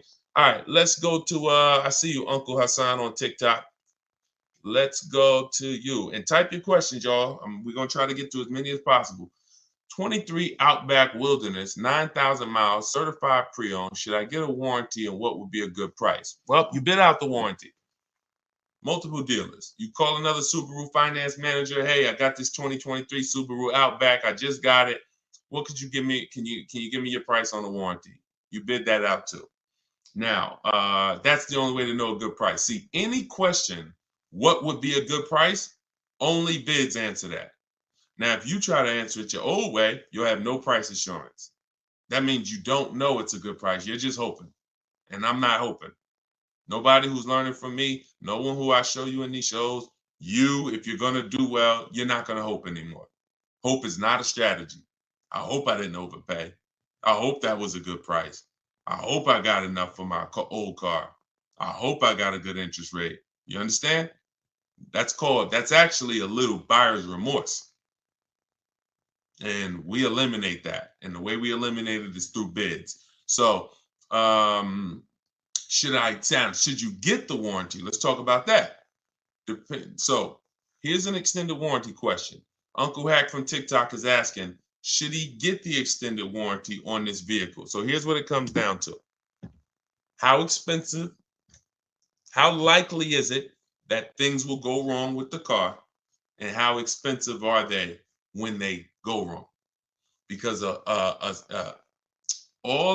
extended warranty is an insurance product. It's an insurance product, which means you could pay $2,000 and not use it. Just like auto insurance, right? We pay for it every month. Sometimes, most times, if God bless us, we don't use it. There's no accidents. There's no reason for us to use it. So with an extended warranty, you're trying to measure your risk and say, okay, what's the likelihood of me using this? And I got to use it enough to get all my money back and more. So if the warranty costs me $2,000, I don't want to just get $2,000 in value back, because if that's the case, I could have just, not paid for the warranty. So does the car have a high repair cost? You want to go to Google and type in Subaru Outback, the vehicle you got, repair costs. This is something that we do when we're considering extended warranties. This is step 6 of my process. Sounds like you already got your car. You've already locked up your deal. So this will fall under the paperwork and protection phase. My book is 7 steps. Step 6 is paperwork and protection right before delivery. These are the things we're trying to see. Do they make sense for us to get based on our situation? So with the car, if you see that Subaru you're getting has a high likelihood of repairs and a high expensive repair cost, then you may want to go ahead and get the extended warranty. Now, if you see that the repair cost on that is low, and you could just, again, type in repair. And also, I hope you try to type in longevity. But longevity is something that's above and beyond repair costs, because longevity is when we're looking 100,000 miles, 150,000 miles. What are people saying about these cars? So the repair costs are more over the next 3, 4, 5 years. What is it going to look like? So if you see that this vehicle has higher than normal repair costs, then you may want to go ahead and get the warranty. But if not, then you may want to just keep that $2,000 or whatever you would spend. So, that's all of it. A Mercedes, when people were buying Mercedes from me, I told them buy as much warranty as you could afford, because I knew it's good money. If you spend $4,000 on a Mercedes warranty and it covers you for 3, 4 years, good money spent. Because when something breaks on a Mercedes, on a Range Rover, on a BMW, on a Cadillac, sometimes it's thousands to fix. So one repair on that vehicle could cover the cost of the warranty. But there are other vehicles on the other side of the spectrum, Honda, Toyota, Lexus. There are plenty of vehicles on the other side. Mazda does well. So you want to see where your vehicle is, where your specific vehicle is, and that's how we're assessing our risk. Everything we're doing with an extended warranty is a risk. It's a risk assessment. There's no hard rules, no hard yes. It's literally just trying to assess your risk and making the best choice you can. Okay, Peter, what's going on? Peter from TikTok. 2022 Pacifica, 51,000 miles. Didn't get the extended warranty. Should I try to move the car, keep it long? 2022, I'm guessing it's not a 2022. Are you saying it's a 2022? Did you type that correctly? I didn't even know Chrysler was still making the Pacificas. Listen, there's a hard rule, y'all. Look, who knows what this is? One word if you've seen this before. One word if you've seen this before, you got a free copy of my book. Who knows what it is when I do this? Let me see who's the first person that's going to say. Hold on. Because I know most of you are first timers. If you're a first timer here, type the number 1. But if you know what this is when I pull this out, one word. Come on, all right, I'm not going to butcher your name. But yes, you got it. Elutrio. Depreciation. So I want you to send me an email.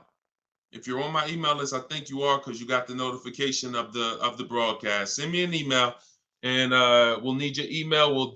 We'll send you a free copy of my digital book, Cars from Home: 7 Steps to Saving Time, Money, and Avoiding Dealerships. Because you're on point. This is depreciation. Whenever we think about replacing a car, this is how we have to think about it. Am I replacing a car when it's losing or lost its most value? This is what people usually do. You buy a car for $30,000. You bring it back the next day, it's worth $24,000, $26,000. You're like, wait, how did I lose that much money in one day? That's what it is. The car's been titled. It's no longer worth what you just paid for it. So, and the more you overpay, the more you lose, because it doesn't change. You could, if you overpay because you don't have any strategy and you end up paying 33, that car's still worth 26. That car's still worth 25, whatever it was going to be. But a year later, you buy a car for 30,000. What's it worth a year later? What's it worth? What if you buy a car right now for 30,000? What's that car worth 1 year later? Average miles. So we're answering Peter's question because he's asking, should he be replacing his car? And then every one of you who are not keeping your cars 8 years, you need to be thinking like this, because I'm about to show you that you're losing a lot of money by not leasing. Thousands of dollars. Okay. I don't think it's worth 10,000, Ken. You buy a car for 30,000, a year later it's probably worth 22 with average miles, 23 with average miles driven. That's the unseen expense. That's depreciation. Goes down like this. So you lose big percentages of your car's value every year in the form of equity. So whatever your car was worth today, a year from now, if you just recently bought it, you're going to lose a large percentage of the value. This is why when people say, and you might have said it, well, I don't lease because I like to drive as much as I want. I don't want to pay for the mile. Well, first of all, you can lease up to like 30,000 miles a year. Second of all, you pay for the miles whether you drive the car or not when you buy it. Well, let's go deep on this. If you park a car outside your house right now and you leave it there for 1 year, never drive it, you come back a year later, it's not worth what it was, right? Right? Right? Right or right? Okay, I want to make sure you're following this, because everyone who hasn't seen this lesson on depreciation, you need to burn this into your brain. It's very simple. It's this like a high school kid could understand what we're about to go over. So a car that you bought for 30,000 this year is going to be worth 23,000 next year with average miles, and then it's going to be worth 18,000 the next year, and then it's going to be worth 16,000 the third year, and then it's going to be worth 14,000 the fifth year. It's going to keep going down, but there's going to come a point in time where it's no longer losing that much money. Who has a car outside right now? If you've had it for at least 8 years, tell me how many years you've had it outside right now. Type the number of years, not if you've had it for at least 8 years. Because I want to let Peter know that if he's not keeping his car for at least 8 years, he should be leasing. He should be shopping for great lease deals, not great purchase deals. And there's no way for you to get a great deal if you purchase when you should have leased. It's no way. And I'm going to show you that too. Okay, so tell me, let me know. Let me see. How many years have you had the car outside? So Al, I see you've had it for 14 years. Let me know. Who's had a car outside? Tell me the number of years. Greg, I see you, 5 years. Shakita, I said more than 10. Gigi Sweet Treats, I see you on Instagram, 9 years. Jose, 20 years. Okay, Jose on TikTok with the 20-year car outside. Helen, 10 years. Sprice on Instagram, 12 years. Okay, this is what you got to understand. All these people that you're hearing answer, if you are like not an 8-year, 10-year, 12-year, 20-year person, they're not like this with their depreciation anymore. They're like this. What does that mean? The same amount their car is worth today, a year from now, it's going to be worth about that. If their car is worth 7,000 today, it's going to be worth probably 6,500 a year from now, 6,600, 6,700. This is the only benefit of purchasing compared to shopping for great lease deals. So if what you're doing, you heard me 3 minutes ago talk about the money you're losing when you buy these cars in the short term, 10,000. You're losing 1,000, 5,000 this year, 3,000 this year, 20. So if you replace the car in that cycle, you've just lost tons of money because you're literally replacing the car in the biggest depreciation phase. And I always say cash buyers never do this The only people that do this, unfortunately, are people with a monthly payment. Because what you're doing is you haven't clearly see, what I'm showing you is the value of the asset, the value of the car. The value of the car isn't your loan. The amount you pay for it isn't your loan. That isn't the value of the asset. The asset is what's losing value every year. That's why some of you, you high mileage drivers, if you're a high mileage driver, type HM. If you're a high mileage driver, type HM. You'll see that the asset loses your loan. You get a regular loan, but here's what you're doing. Because you're driving so much, you're destroying the car, the asset's value. Instead of you losing three grand like the average driver, you put 20,000 miles on your car, you lose 6 grand.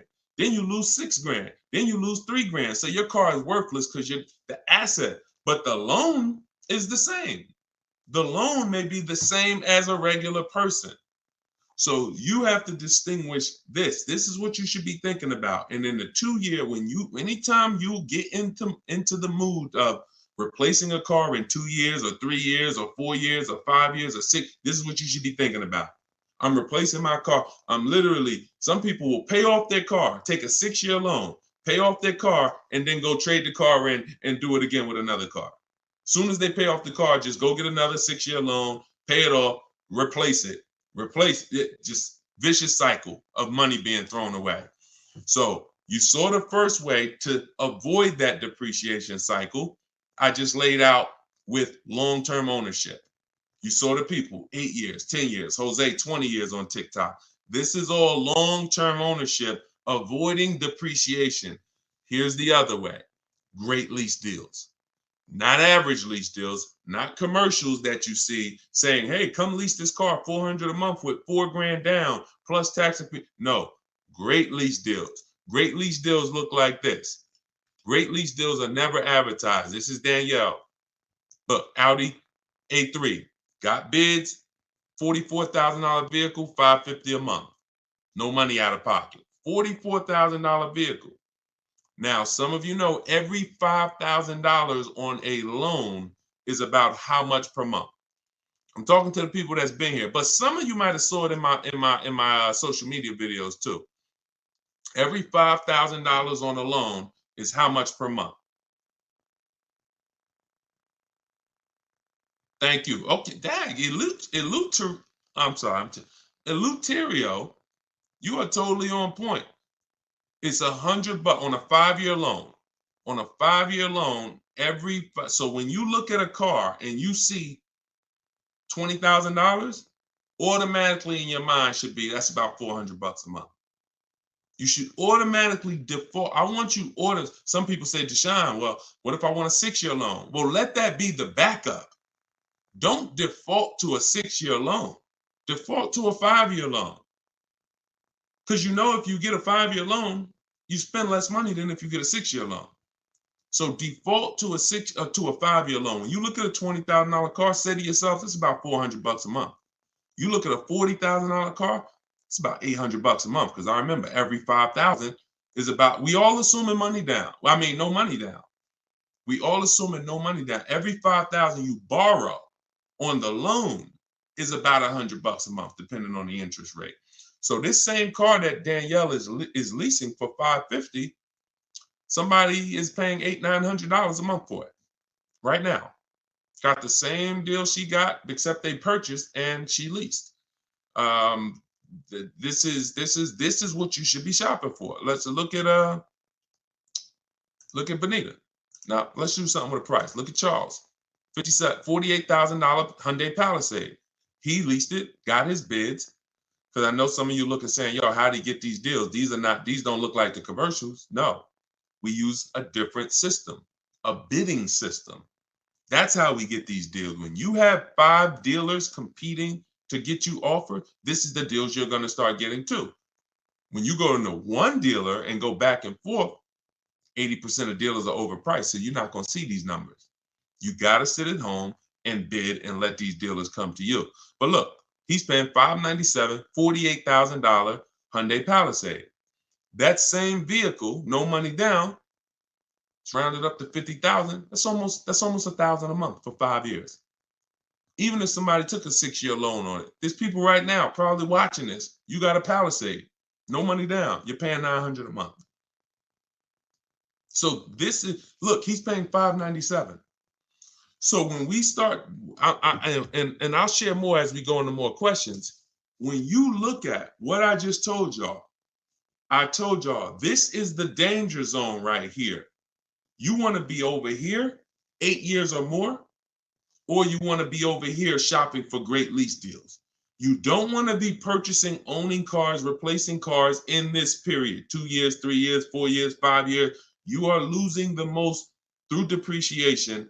And somebody who's leasing is just really keeping thousands of dollars more in their household, driving better cars than you, because they're not putting the kind of money into a car you're putting in. They're only paying their little monthly payment, driving brand new cars, and paying a small amount for their usage. The people over here that have kept their car 8, 9, 10 years, they're keeping thousands in their household because they paid off their cars. Now their car's no longer depreciating, and they can just do what they want with it, have it in their household, and they've won. You in the middle are the ones that's losing, and you got to get out the middle. That's what I'm trying to tell you. It's the cute face, the mileage you pay for no matter what. Cute face on TikTok said the mileage though. You see, the problem is you've heard people who got a 10,000 mile a year lease knowing they should have got a 15,000 mile a year lease. Let's really get to it. People, I've watched them. I don't know why. Go in knowing they drive 15,000 miles per year, but yet they sign a 10-year lease, a 10,000 mile a year lease. It's the most, you want to not enjoy, you want to mess up your lease, then they blame the lease. I'm not saying this is you. If you drive 18,000 miles a year, you get an 18,000 mile a year lease. I had a guy come in, some of you know the story, when I was a manager at Hyundai for a couple weeks. Wasn't for me. I left after 6 weeks, but I got a chance to see something there I'll never forget. Guy came in, he was returning his lease, and I was helping him do the paperwork. I said, I looked at his mileage. He had like 72,000 miles on it. I said, you leased this? He said, yeah, I'm in sales. That's all I do is lease. I said, oh, that's crazy. He said, yeah, I drive like 25,000 miles a year. I pay my lease payment. I bring that car back every 3 years. I just get a new one. I said, wow. Because I know what he was, I knew what he was avoiding, because I've had people come in, that kind of mileage on their cars worthless. They still owe a ton of money, 10 grand, 12 grand, negative equity all the time. So their car's worth 10, but they owe 20 on it because the mileage, it has 120,000 miles. It's ridiculous. I see it all the time. So when I went and I did his paperwork, I saw he was only paying like $150, $175 a month more than a normal Hyundai Sonata. So if a normal Hyundai Sonata was leasing for $350, he was only paying like $525 or whatever it was, whatever the number was. It was less than $200 more for him to drive as much as he wanted to drive. So it makes no sense to literally get buried in negative equity because, I'm going to buy my car. It changed my perspective. That's when I started telling my high mileage clients about high mileage leases, because you pay for that's what you got to understand. You pay for the mileage whether you buy or lease. If you lease, you are trying to make your deal upfront for the usage. If you buy and you drive 25,000 miles a year, look, this is the normal driver. This is the normal driver. This is the high mileage driver's vehicle value. So that car was worth 40, but you put 75,000 miles on it in 3 years. Now the car is worth 20. You killed $20,000 of value in 3 years because you're a high mileage driver. So you pay for it. That's why I call this the unseen expense. Depreciation is the unseen expense. And those who want to win, you need to account for it. You need to base your vehicle purchases off of it. If you are a short-term person, 3, 4, see, we've heard that term, right? Depreciating asset. What does that mean? The last 10, 15 minutes, I've clearly told you this is what that means. It doesn't mean, oh, it just goes down in value. That means if you are buying an asset that goes down in value, whether you use it or not, and the more you use it, the more it goes down in value, then you need to plan your purchase of it accordingly based on how long you're going to keep it. But I'm also telling you that the depreciating asset eventually stops depreciating a lot. That's the people we talked about 10 minutes ago. 8-year, 10-year, 12-year people. Eventually, the depreciating asset stops depreciating a lot. You want to make sure that is your reward. Come on. If you get value out of this, type dollar signs, because that's gems. If you understand that my only purpose in buying a depreciating asset is to get to a point where it's not depreciating that much anymore, and that is my reward for paying all that money. That's my reward. I paid all that money to own this car, but it's paid off now. Now, here we go. It's not depreciating that much no more. I can keep it, and hopefully I'm going to keep this thing till one day it doesn't drive. That is the purpose of a purchase. There's no other benefit. Everything else, if you like Deshone, no way I'm keeping the car 8, 10, 12 years. You should be shopping for great lease deals. It's not even a question. Not even a question. All right? We had to go deep on that. So, Peter, let that be your guide. Everything I'm teaching you guys, this is in my book, Cars from Home, 7 Steps to Saving Time, Money, and Avoiding Dealerships. It's a digital book. I have a link in the comments for you guys. I have the banner up here so you guys can scan it. If you're watching us on TV, you can scan it and you can get your book for 75% off. It's normally $97, but part of our launch, our welcome offer, everybody, you can get yours for $24, but you only got 30 minutes. Once you visit that site, deshonesbook.com, that timer starts ticking, and once it gets down to 0, price goes back up to $97. So get your book. And yes, YHLDQ. All right, you got a lot of letters in your name on TikTok. Bravo. There you go. Plan properly, execute as such. There we go. There we go, Carla. See, you're getting it. Depreciation is the unseen expense. Yes. Yes. Yes. I love it. It's clicking. All right, let me go back to Instagram. Let's see if we got any questions on Instagram. Hold on. Type your questions on Instagram. Let me pull another one in from, hold on. Let me pull another one in here. Hold on. Claudia, I bought your book. When calculating offers on your calculator, do you put the initial MSRP or the MSRP with the added fees and the cost? Always the MSRP. Always the real MSRP. I don't care if a dealer has added costs. When we're comparing offers, we are only comparing other, because every dealer doesn't have those fees. So you're trying to you're trying to gauge value. So always use the real MSRP. And y'all know that I share this a lot on the show lately, just so you guys know, because it can be confusing.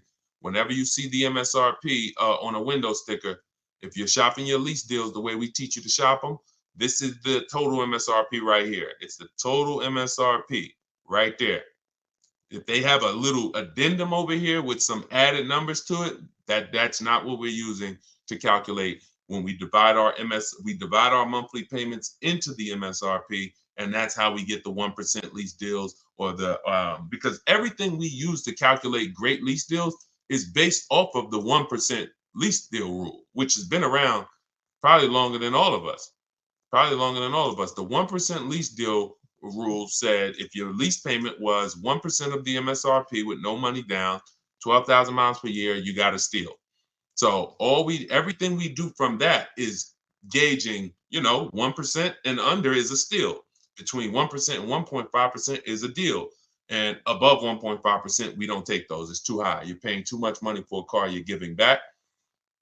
But we don't go in. We don't go in saying, hey, get me under 1.5%. We get bids, because all these people that you see, Danielle got a 1.2% lease. Bonita, Charles on his Palisade. My God, some of you saw Kimberly's deal. She got under 1% on her new Maserati, 1.09%.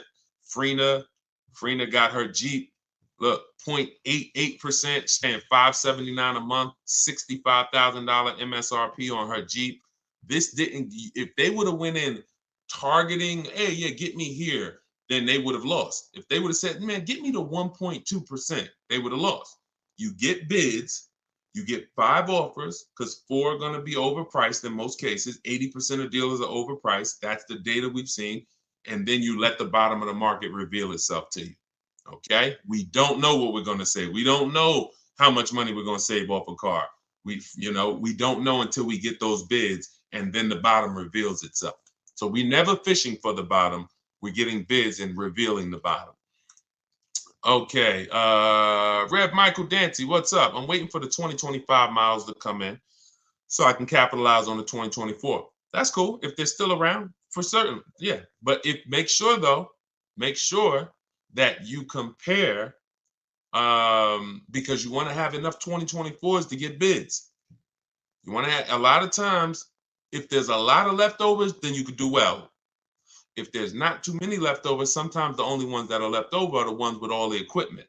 Like whenever we had the leftovers, the ones that were the most popular, they sold quick. But the ones that were left over, they sold, all the ones that had a bunch of equipment packages that weren't really popular, those were the ones that were left over. But it's different now. Inventory is back. A lot of dealers have tons of inventory now. So that could be a good strategy. But I like the idea of being in the market 3 months before you need a car, and then, being positioned so when a dealership needs a car, a sell desperately, you're the one they call. Because most people, Michael, they're going into dealerships and they need a car today, this week, maybe this month, latest. That's most people. So they're not going to be able to be positioned, unfortunately. That's why I don't want you emergency shopping anymore. I'm talking to everyone. When you're using a bidding system, you're reaching out, you're contacting multiple dealers. I have a system in my book, I call it the 25 to 5. This is for new cars and leases, 25 to 5. So we're creating contact with 25 dealers on their website, telling them what we want. We do this in 20 minutes, literally 20 minutes, because I also have, things you copy and paste in there to make it quicker. But once you do this, now what you're doing is you're seeing who has a car, and then you're sending a template to request a quote, and then we say out of 25 dealers, we're going to get 5 quotes, at least 5 to 7. If we don't like those quotes, we've already told them in our initial email when our deadline is. This is important. This isn't information we hold back. We say, hey, I could buy a car today. Whenever we reach out, we always say, this is built into my template. This is something you want to say. When you reach out today, I could buy a car today. That lets them know you're a serious buyer. But I don't need a car until this day. We call that our no later than date. Why that's important? Because a dealer's mind is about today. So when we say I can buy a car, I can make a deal today, it gets them excited. Oh, I got a serious buyer on my hands. But when we say, hey, but I don't need a car until end of the summer. I don't need a car until winter. I don't need a car until such and such. Now that's a takeaway. That's a psychological takeaway. So it makes them want the business more, but they know, okay, I got all these people in my showroom now. Let me handle them. But this guy, Charles, this guy, Michael, this woman, Medina, I know she's a real buyer. So I'm going to search and see what I got coming. Maybe I got a car coming in 6 weeks. Hey, Medina, I got this car coming in 6 weeks. It'll be here by the end of next month. Are you open to that if I were? Absolutely. So you have more inventory to shop from than a person today. So if you have a car and you need a car this week, understandable. I have the best bidding system in the world. My book will walk you through it step by step to get below market deals quickly. I don't really trust you to go out and get a great below market deal using no strategy if you have to get a car in a matter of days. But if you have time, time is a luxury. Time is an asset. Time is something you should be shopping 3 months before you need a car, because deals change every month. Every month programs change. Used cars, pricing trends change. You can see the prices go down. You can see them go up. There's advantages to having time. You could also, when we shop for used cars, our best deals aren't when we go to the marketplaces, Auto Trader, Car Gurus, all of these marketplaces we shop on. They're not there. We look at the market and we create accounts. Why? Because once we put in what we're searching for, we get alerts of new inventory. Watch this.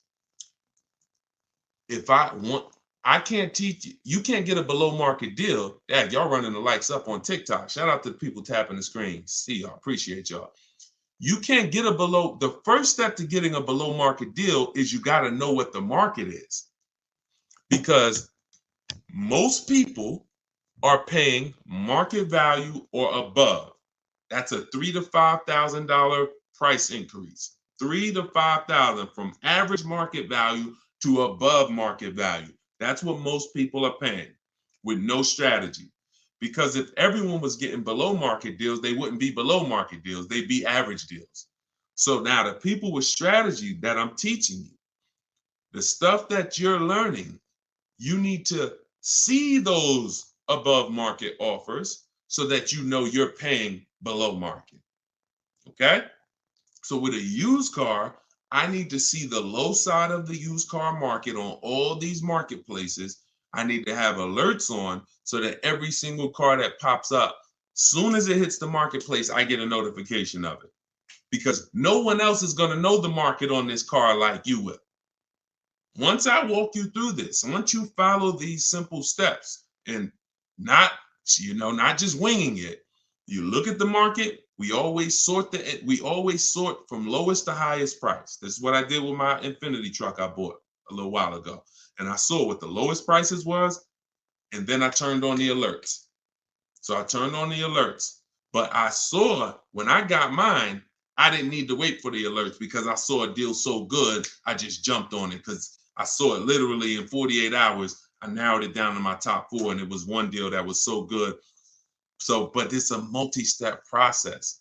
But so here's what, so the point is, new cars and leases, we see below market. The only way to get below market prices is to have 4 or 5 or 6 higher offers. That means you know you got the below market because I had 4 or 5 or 6 higher offers than the one I accepted.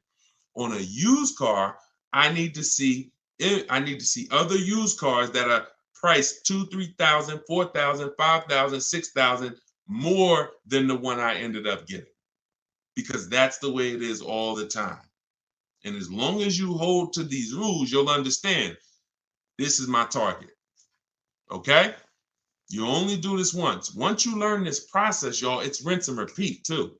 It's harder the first time because this is not my first time. I didn't even know I needed a strategy to shop for a car. But now you see, if I want to save thousands of dollars, get below market deals, I need a strategy. But once you do it, this thing, that's why I can do it in my sleep because I've done this 10, 15 times for myself. I've done it for other people, and I've taught a lot of people to do it.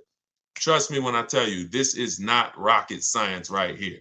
Tiffany got my book, and she wrote me, she just saved $6,300, $6,500 off her 2024 Mazda she just got. So, but it's a mindset. Bigger than the techniques. Let's get back to the questions. But bigger than the questions is your mindset set up and focused on below market deals and bids? That's, if I had to narrow it down to 2 things, below market deals and bids. And I throw one more in there. Well, which is really bids. Don't talk numbers in the dealership. Everything happens at home. All right. Let's go. Let's go back to the questions.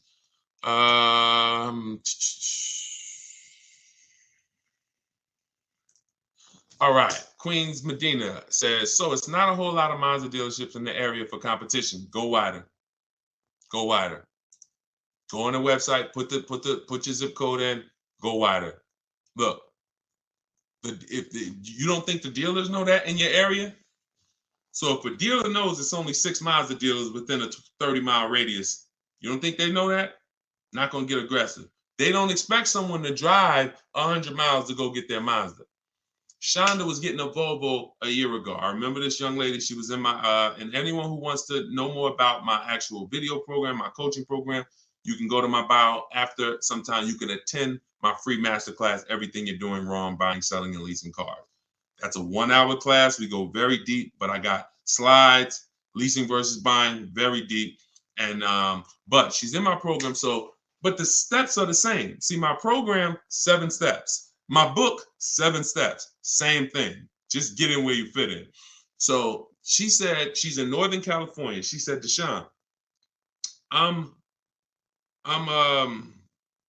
said I'm shopping for this Volvo. No dealer in Northern California came close to this dealer in Southern California.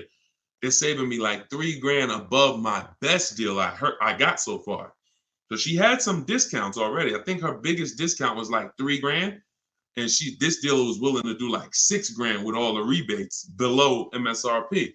I said, so what are you gonna do? She said, I just got a plane ticket. It was $70-something. I said, that's what I would do. I would be on a plane, going to pick up my new car, knowing that this $75 just saved me $3,000 on a plane ticket. We got to be willing to go wide, and that's the science of shopping from home.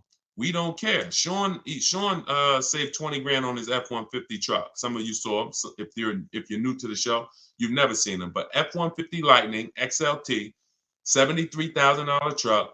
He saved, 15.5 plus 49, a little over $20,000, $20,500. But one thing he said, which is important, I said, is this the best offer? Because listen, I didn't know. Could have been more. We could have got more. I said, I haven't seen the other offers yet, but I'm assuming you got at least 5.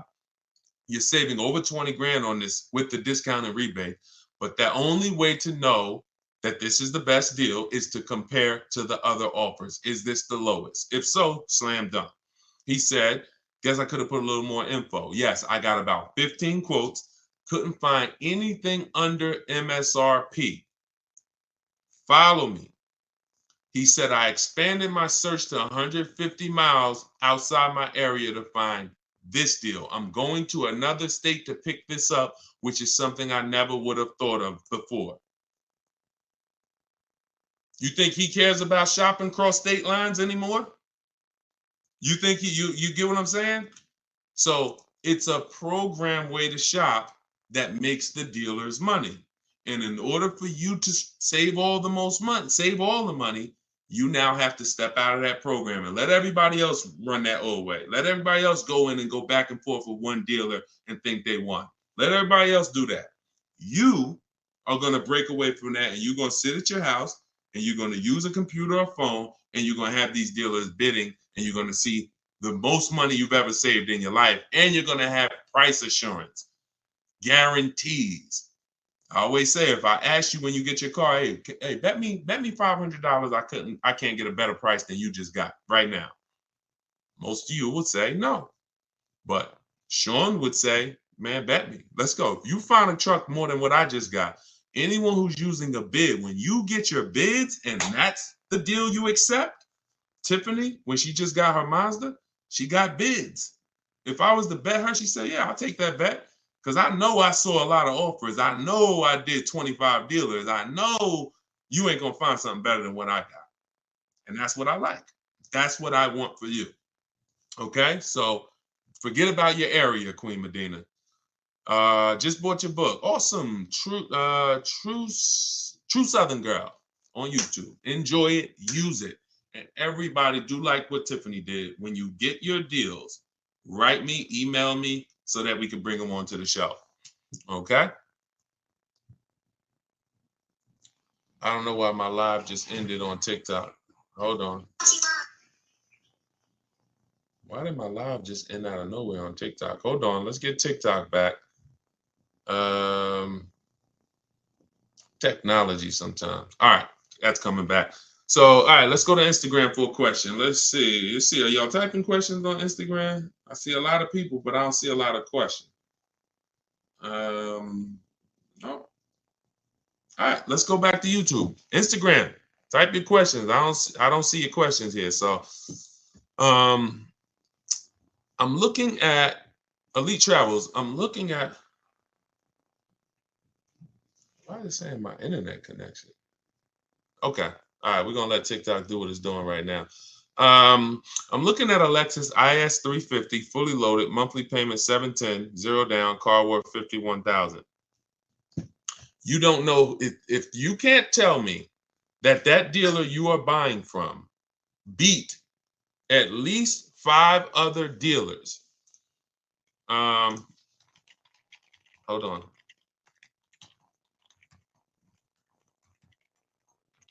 Hold on one second.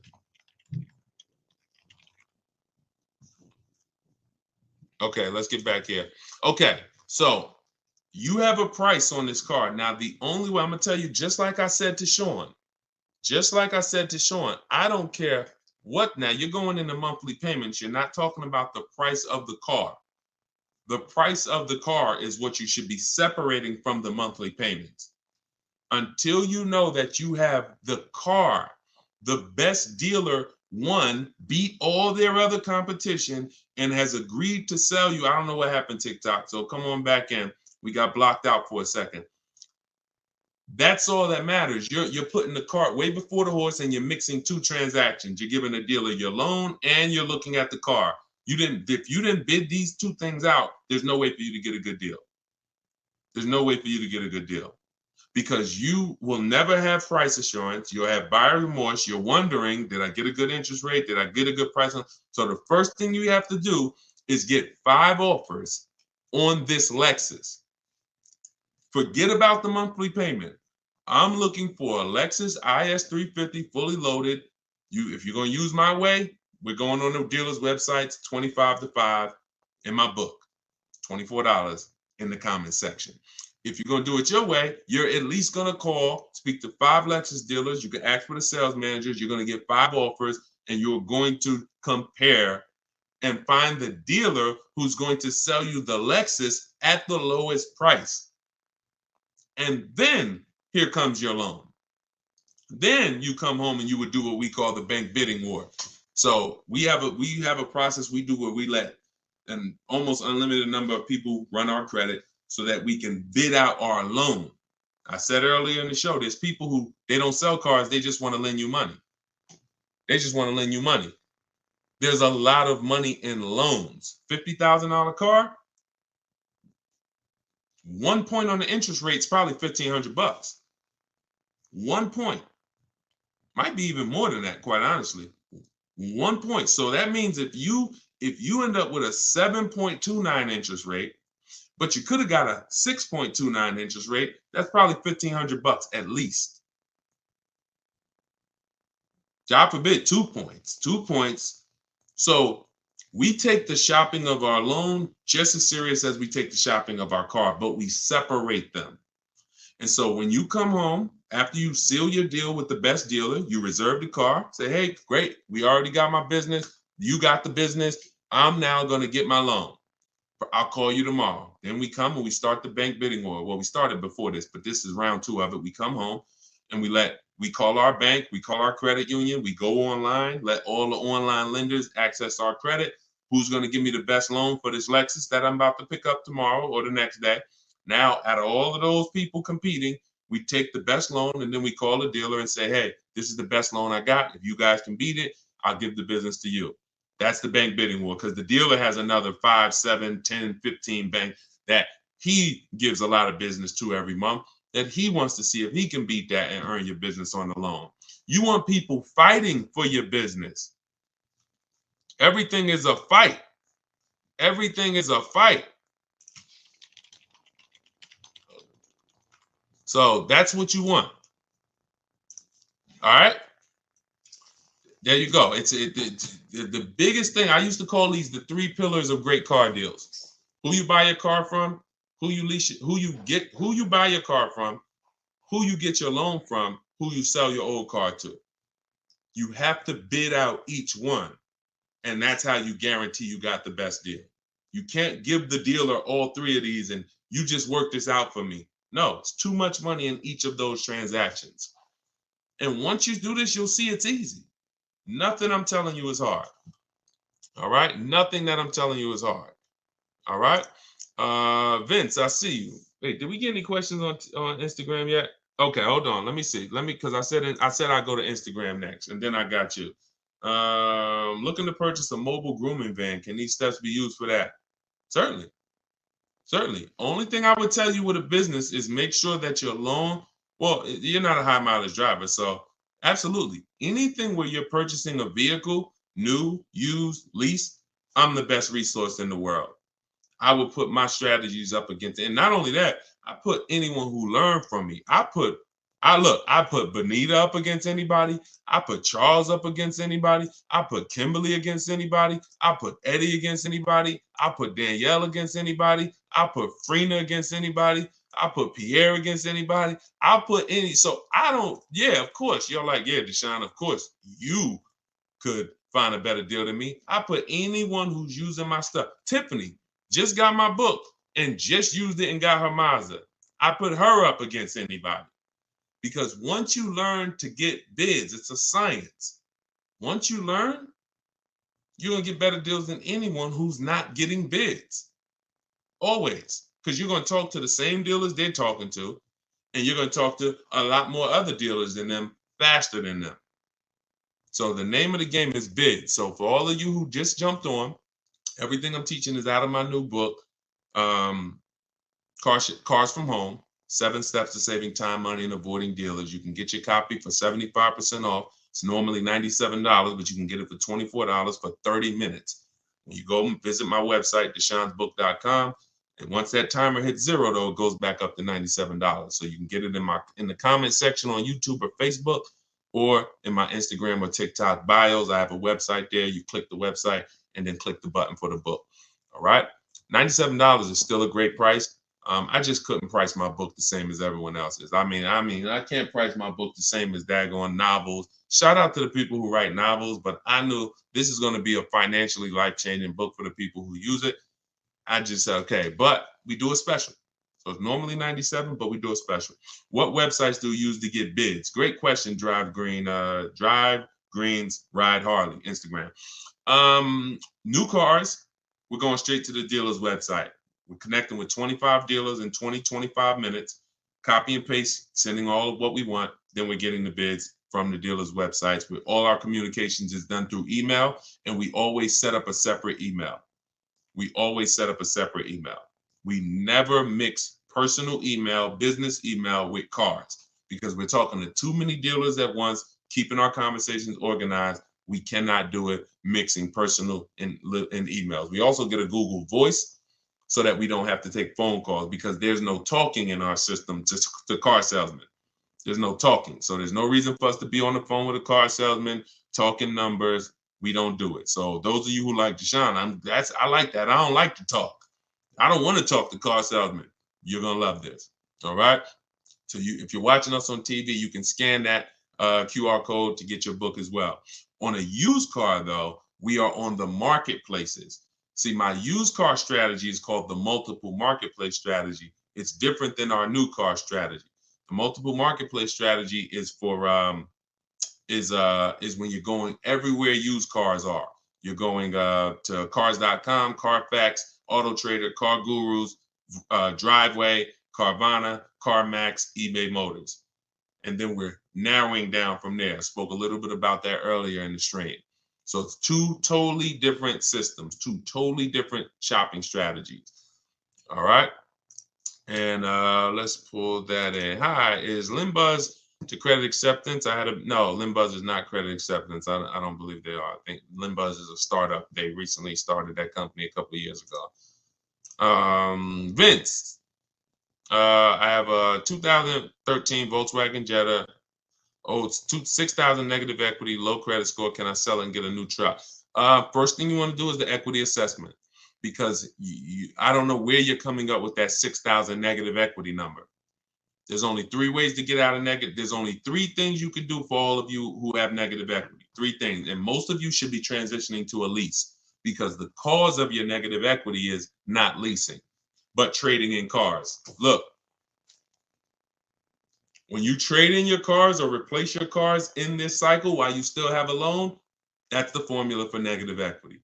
Because you lost so much value, but your loan didn't get, your loan's still moving like this, creeping. But your car's value drops like a rock. So 3 things you can do with negative equity. You can either get the bids, call your bank, get your payoff. Then you're going to get the bids from the highest bidders. Kelly's Blue Book, Instant Cash Offer, CarMax, Driveway, Carvana, AutoNation, Sell My Car, and Car Guru Sell My Car. 6 bids, 3 from local dealers and 3 from online car buyers. That's done in like 20 minutes. That's our equity assessment process. See, we're bidding out to see the most money someone will pay for our car. We're not going to a website, putting in 3 things and, oh, your car's worth $30,000. That means 0. It's trash. We are going through these 5-minute appraisals, telling them about our car, and then getting offers. Then we see where our negative equity is. Now, whatever your negative equity there is, that's the smallest amount you're going to have. I would pay the difference. If I had the cash, that is what I would be doing, paying the difference. Because when you can't pay the difference, you must now trade. This is the only time we trade.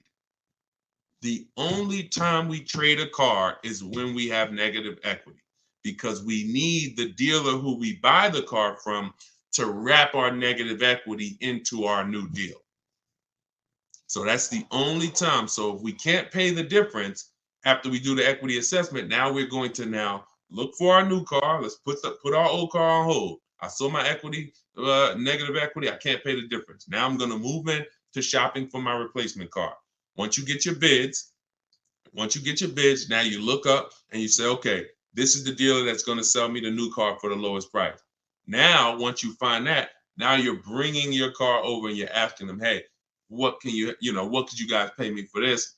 I'm going to add this car to the deal, or have them look at the car, because now don't expect them. You're going to have a higher amount of negative equity, because they're not going to be able to beat the highest offer. If CarMax was the highest offer, they were paying you 20 grand. The dealer who wins your business is not going to pay you 20 grand. It's not worth that to them. They might give you 17. They might give you 18. So don't say, oh, well, CarMax was going to give me this. That's why I told you step 1 is to pay the difference, because those are the highest offers we're going to get. Then if you can't, you bring your car over. But if you have too much negative equity, you're going to have to, you can't do that deal. You can't slap 10 grand of negative equity on a $30,000 car. The bank won't approve it. It's something called loan to value ratios. So when the bank sees, okay, this car is worth 30,000, they're buying, but they're asking us to lend them 40,000. Why? We're not going to do that. You can have a 900 credit score. That's why I call negative equity the bad credit for people with good credit. Because too much negative equity, you'll leave with no car. The bank can't do it unless you put money down. These are also the only scenarios where you must put money down. You can't do a no money down deal, because they're telling you the bank won't approve all of that. So in order for you to get this approval, you got to come up with like 3 grand, because you have too much negative equity. But you still need to bid out who you're getting the car from, because if you bid out, now pay attention here, very important. When you get bids on who you're getting the car from, you never know if that car has rebates on it. You never know if you're going to get how much of a below market deal you're going to get. And the more below market deals you get, the more room you have to bring negative equity over. See, if someone's buying a $40,000 car, but they got it for 35, let's use Tiffany, for example. Let's use Tiffany. This is a perfect example, and I've never done this before, but I'm glad. So Tiffany bought a $44,000 vehicle. She got it for 65. She got 6,500 off. So now the bank will lend, usually with good credit, 20% above that MSRP. So if her car was 44,000, the bank will lend an additional 9 grand above that number, above the 44. So she got such a good deal. She got the vehicle for 38,000. Let's just say, for an example, she had 8 grand of negative equity she wanted to bring over, and she wanted to do no money down. She'd still be under the loan to value ratios because she got such a deep discount. See, the loan to value ratios doesn't change. If she got a $10,000 discount, that gives her more room if she had a bunch of negative equity.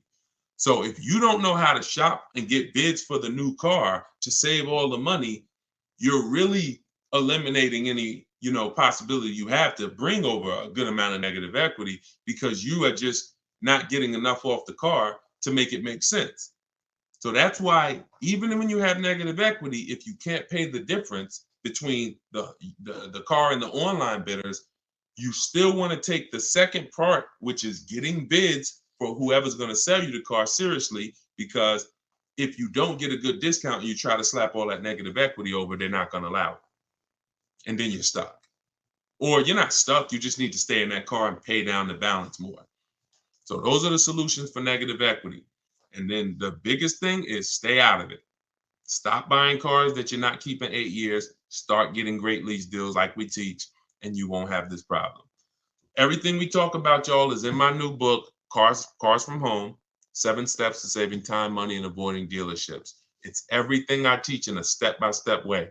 Lease deals, selling cars, selling leases, getting new cars, getting used cars, bad credit, high mileage drivers, all in there, broken down into 7 steps for different types of people. So it's normally $97, but I'm gonna post the link in the comments for you guys on Facebook. All right, and YouTube, there's the comment for you. And if you're on Instagram or if you're on TikTok, it's in my bio. You click that link. As long as that timer didn't hit 0 yet, you got your 75% off. You can get yours for $24. And this is what we do all day long. Insider strategies, get through as many as we can. We've been on for about an hour and 15 minutes, so we'll wrap for today. When you see the rebroadcast, make sure you tell your friends about it. We rebroadcast these shows all day long, so even if they couldn't join us live, they can get value from the rebroadcast, all right? I'll see y'all in the next stream. Shout out to y'all. Have a great evening. God bless you.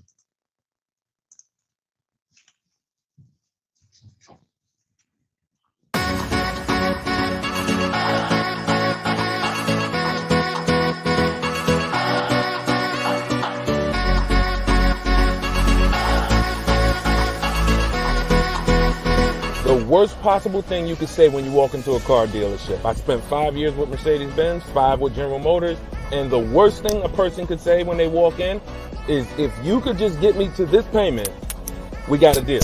So your loan's probably still like 19, which means you got to pay to get out. You're upside down. It's called negative equity.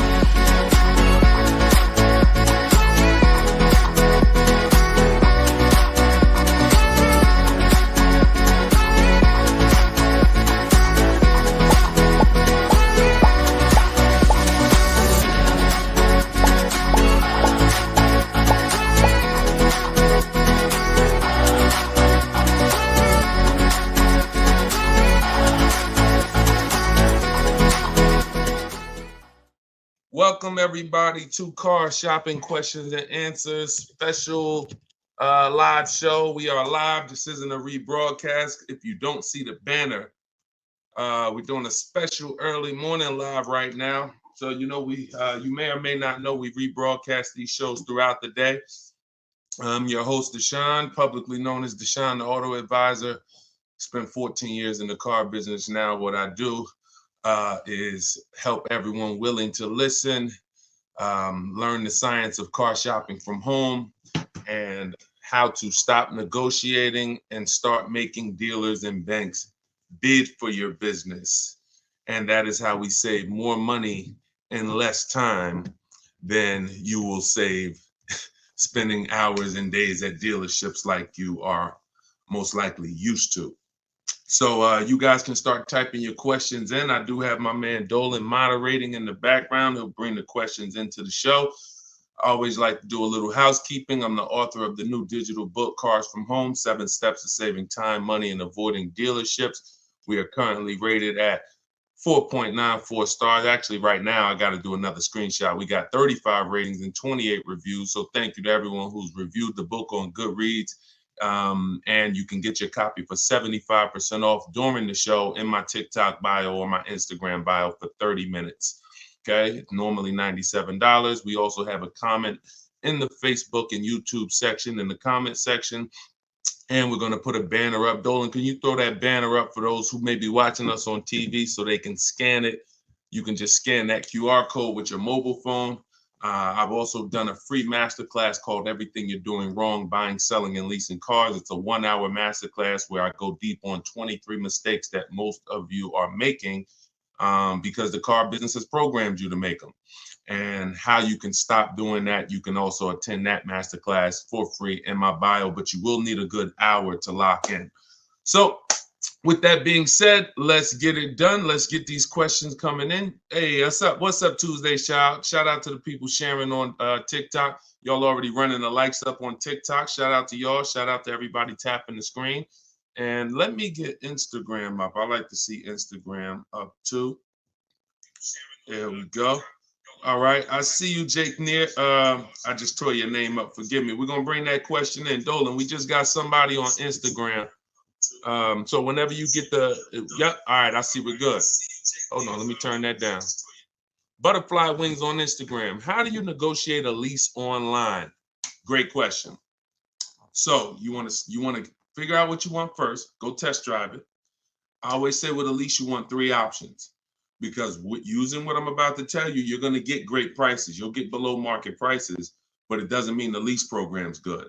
The only way the lease program's good is if all of the offers you get, if the best one comes at least below 1.5.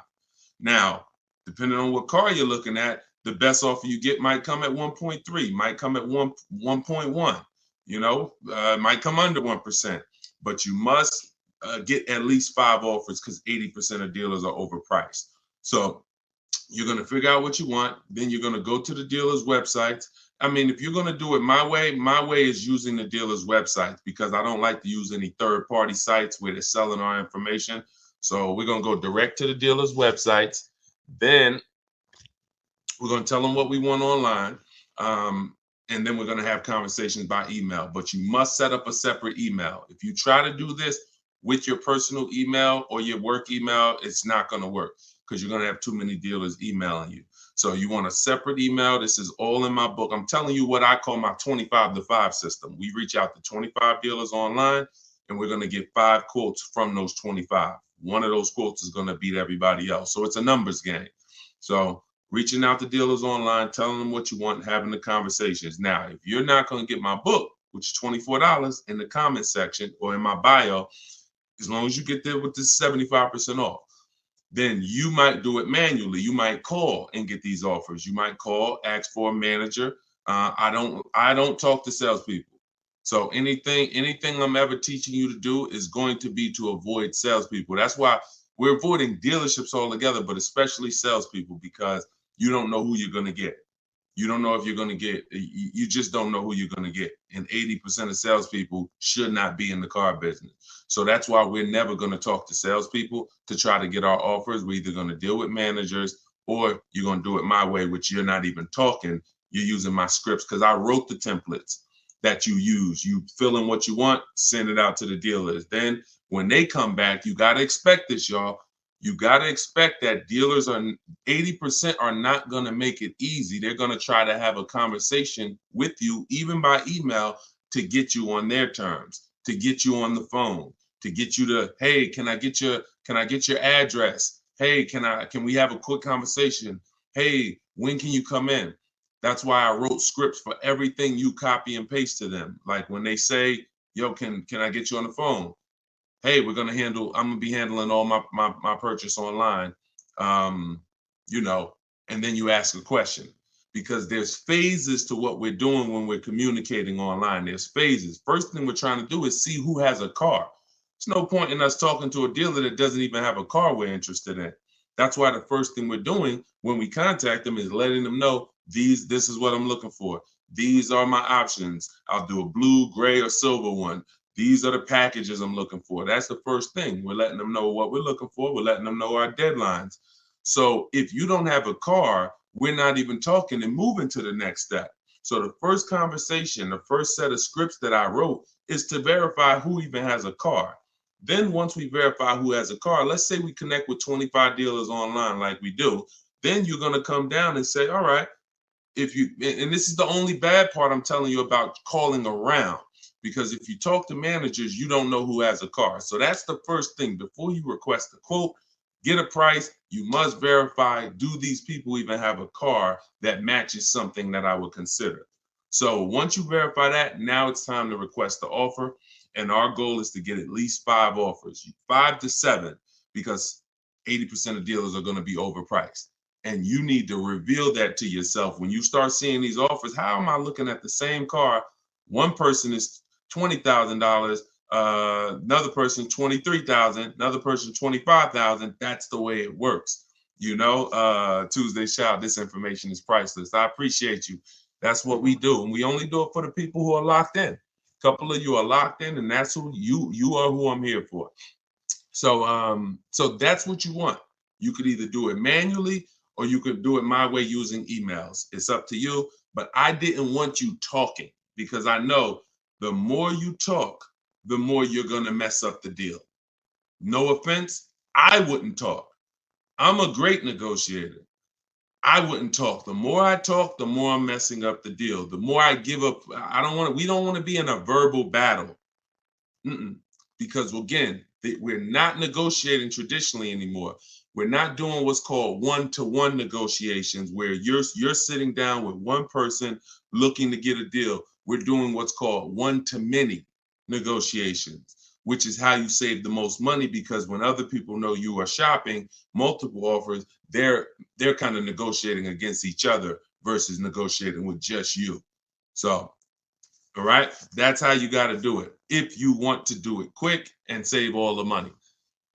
Okay, go ahead, Dolan, shoot the next one in. We are live. I know y'all are not used to seeing us live this time. Whenever you don't see the banner above me that tells you the times we're live, that means we're live. So we're just doing a special early morning here on the East Coast live. But you know, we do broadcast these shows throughout the day, so you can be seeing this at any time. And we found that a lot of people get value out of the live show or the rebroadcast, because the people who are live with us are actually asking the same questions that people would be asking, you know, whether they're watching the rebroadcast. Okay, this is from Instagram. My lease is ending in October. I received a text from my dealer that they have great deals available. Absolutely. Should I even explore those offers at this point, or wait until my lease ends? That's a great question. Would you ever get a text that said, we have bad deals right now? No, right? The only text you're going to look, who's getting calls right now from dealers, just so we can let this young man or young, I can't tell by your name, just so we can let this person know that it's not just them. Who's getting texts, emails, phone calls right now? We have great deals right now from the dealer who sold them their car. Type me if you are getting those calls or texts. All right. Look, look on all the platforms, we got people typing me. So you understand, it's not just you. These are automated things. Even when they call you and say, hey, look, look, everybody. Even when they call you and say, hey, your 2019 Subaru Impreza, that red one you got. Matter of fact, you could have the most one-off color. You know that lime green Subaru Impreza you got? I got somebody looking for that exact car. This is all automated stuff. This is all templates. That's the reason why we use templates. That's the reason why I want you to use templates. The templates in my book, you know, because this is copy and paste.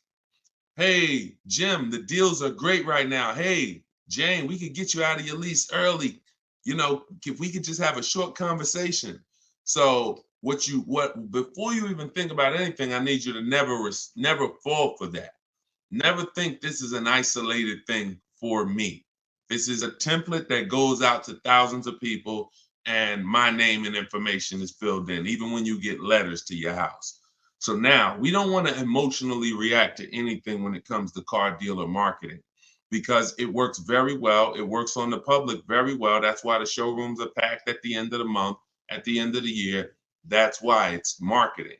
It has nothing to do with getting great deals. Now, what you should be doing is controlling your deal. First thing you're going to do is decide whether you're leasing or buying again. If you're not buying your car to keep it 8 years to beat depreciation, then you should not be buying. You should be leasing. So if you're already in a lease and things haven't changed, like me and my wife, we went from leasing. We leased our last five cars. And then, you know, I noticed my wife kept getting the same color vehicle. I said, look, do you really want a new vehicle every couple of years? She said, I could keep a vehicle 8 years. So we ended up buying something. So once we decide we're long-term, we're going to beat depreciation, that's the purchase route. Now, if we're not, we're leasing. So once we are shopping for, once we decide that's step one in my process. See, I want you guys to get familiar with shopping with a process versus just winging it. Step one is leasing versus buying, because if that's the foundation of your car deals, if you structure your deal incorrectly and you purchase what you should have leased, there's no way for you to get a great deal. You're going to overspend by thousands of dollars. Doesn't matter. Okay? Doesn't matter. So now, once we move past that, we need to do an equity assessment. We need to see, can I get out of this lease early, or am I going to wait until the end? That's the simple answer you're looking for. Now, there's three types of equity assessments. There's equity assessments for people who have leases that they need to see if there's any money in them. There's equity assessments for people who have vehicles they own or finance. And then there's equity assessments for people who have third-party restrictions on their leases. There's three different routes depending on what situation you're in, but it doesn't change the fact you're getting bids for the vehicle you have. That is the name of the game, getting bids for the vehicle you have. So you're going to call your bank. In your case, I'm going to tell you how to do the lease equity assessment because you don't own this vehicle. So somebody else on here, if you want to ask a question about, okay, Deshone, well, I need to replace my car, but I own it, or I'm financing it, then you can ask that question. But in your case, what you're going to do is call your leasing company, get your payoff, and then you're going to ask them, do I have a third-party restriction? Now, if they say, no, you don't have a third-party restriction, great. You're going to simply go to get the 6 bids from these 6 companies: CarMax, Driveway, Carvana, Kelly's Blue Book Instant Cash Offer. The Kelly's Blue Book Instant Cash Offer tool, where they connect you with a local dealer who makes you a cash offer, and AutoNation, Sell My Car, and Car Guru, Sell My Car. The last 3 connect you with a local dealer to get a bid. The first 3 are online car buyers. These are the most savvy car buyers. They cut checks instantly. This isn't like listing your car privately. This is like, hey, I come in, I see you do an inspection, I leave with a check. So these are the bidders right here. So this takes 20 minutes. When you go on these websites, you're going to see a question that says, is your vehicle owned, leased, or financed? You want to put owned. You want to put owned. So if you don't have a third-party restriction, you simply reserve the right to sell to the highest bidder, but you're going to need to now put that offer on hold, and then you begin shopping for your replacement car. But only if you have equity. If you don't have equity, then you're going to wait. If you see that your payoff is 18 and your highest offer is 17, you don't have equity. You're just going to wait until you got about 1 month left on your lease, and then you'll start shopping. Once you pay your last payment, you can start shopping, because you can always extend the lease for free. I like to have at least 3 months to shop. I like to have at least 3 months to shop. I want to see the offers for 3 months. I want to see if the offers are phenomenal first month, I'll take it. If my lease is up and the offers weren't good the first month, then I'll extend the lease for free for a month. So I'm going to give myself 2 to 3 months. So as soon as you make your last payment, that's when I will begin shopping, if you don't have equity in the lease. Now, if you have a third-party restriction, you're going to follow that same process I just told you, except you're going to end up selling to a used car manager at a dealership that makes the same brand as you.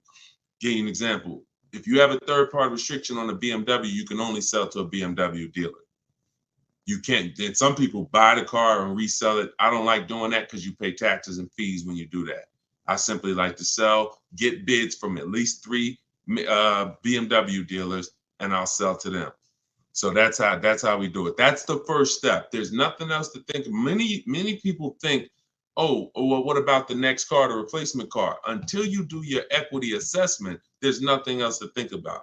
And I don't want you thinking about multiple steps when you haven't done the most important step for you right now, which is the equity assessment.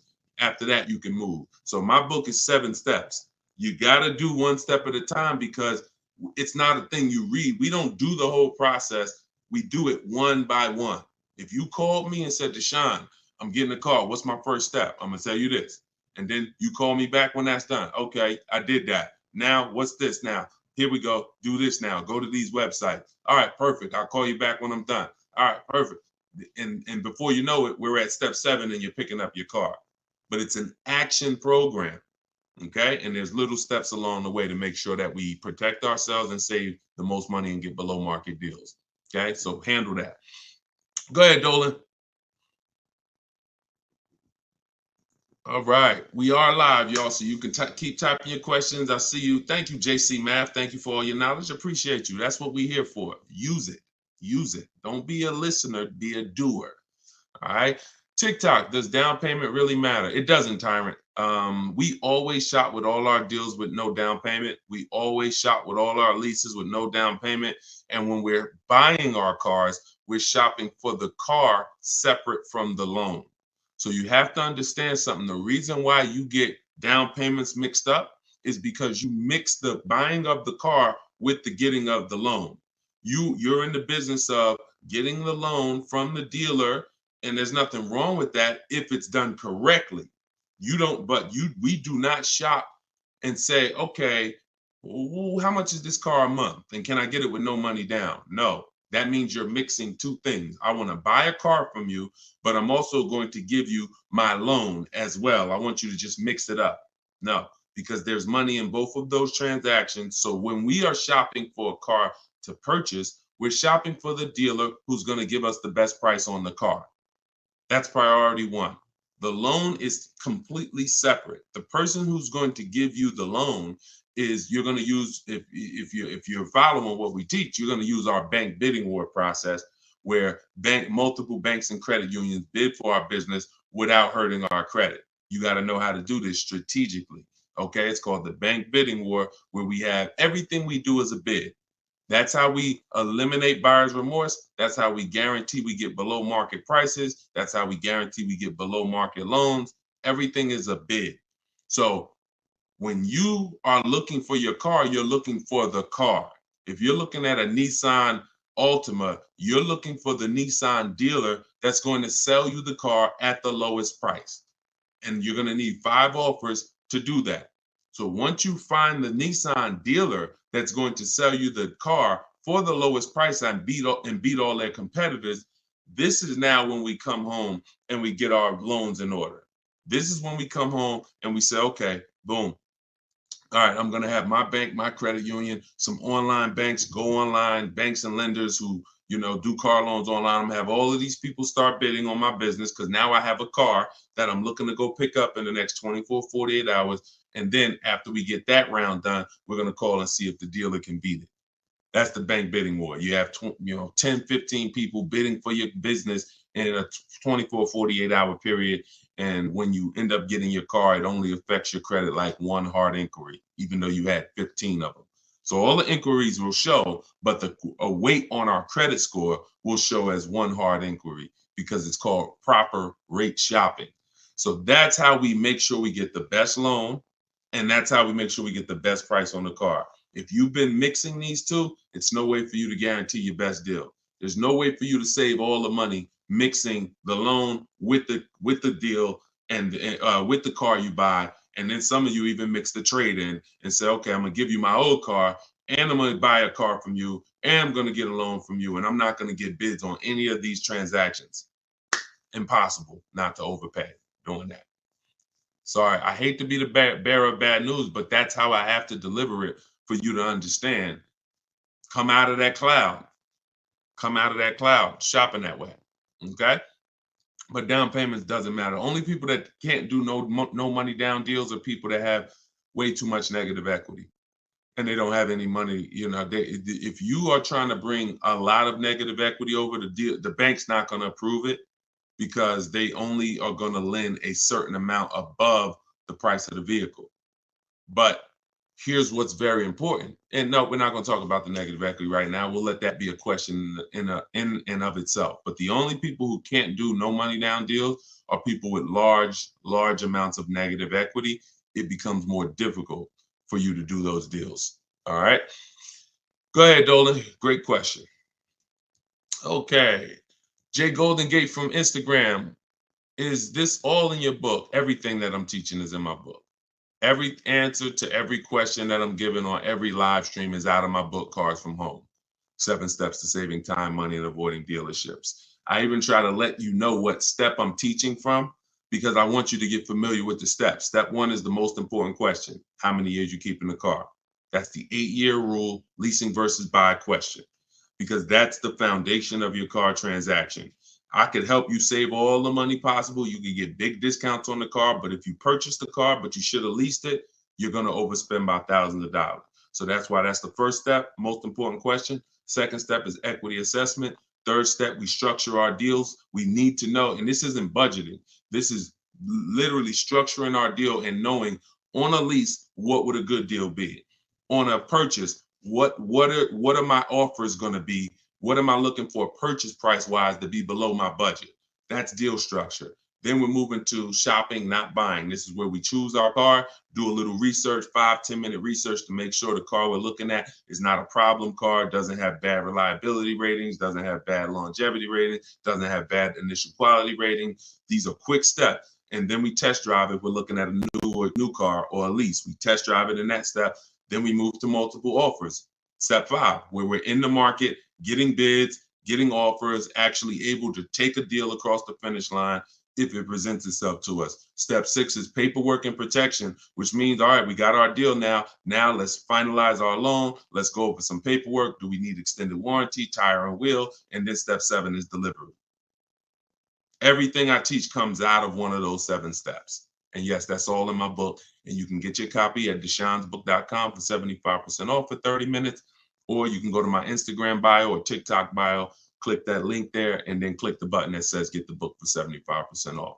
You won't pay the $97. But yes, good question. Go ahead, Dolan. Will older Toyota Camrys 2023, 2024 be cheaper or have more incentives due to the redesign of the 2025 Camry coming out? That's a good question. You never know. It depends on if they have a lot left over. So what I always say to anybody who's thinking you want to get a pre-owned car, but you only want to get it like 1 or 2 years old, you got to be careful doing that. Depending on the car, I'm going to tell you why. I've had people who wanted to get a new one. I mean, a 1 or 2 year old one, but I said, first of all, you're not going to have enough inventory to properly gauge what below market is on those vehicles. Because the only way dealers get pre-owned cars is somebody trades it in or somebody returns it off lease.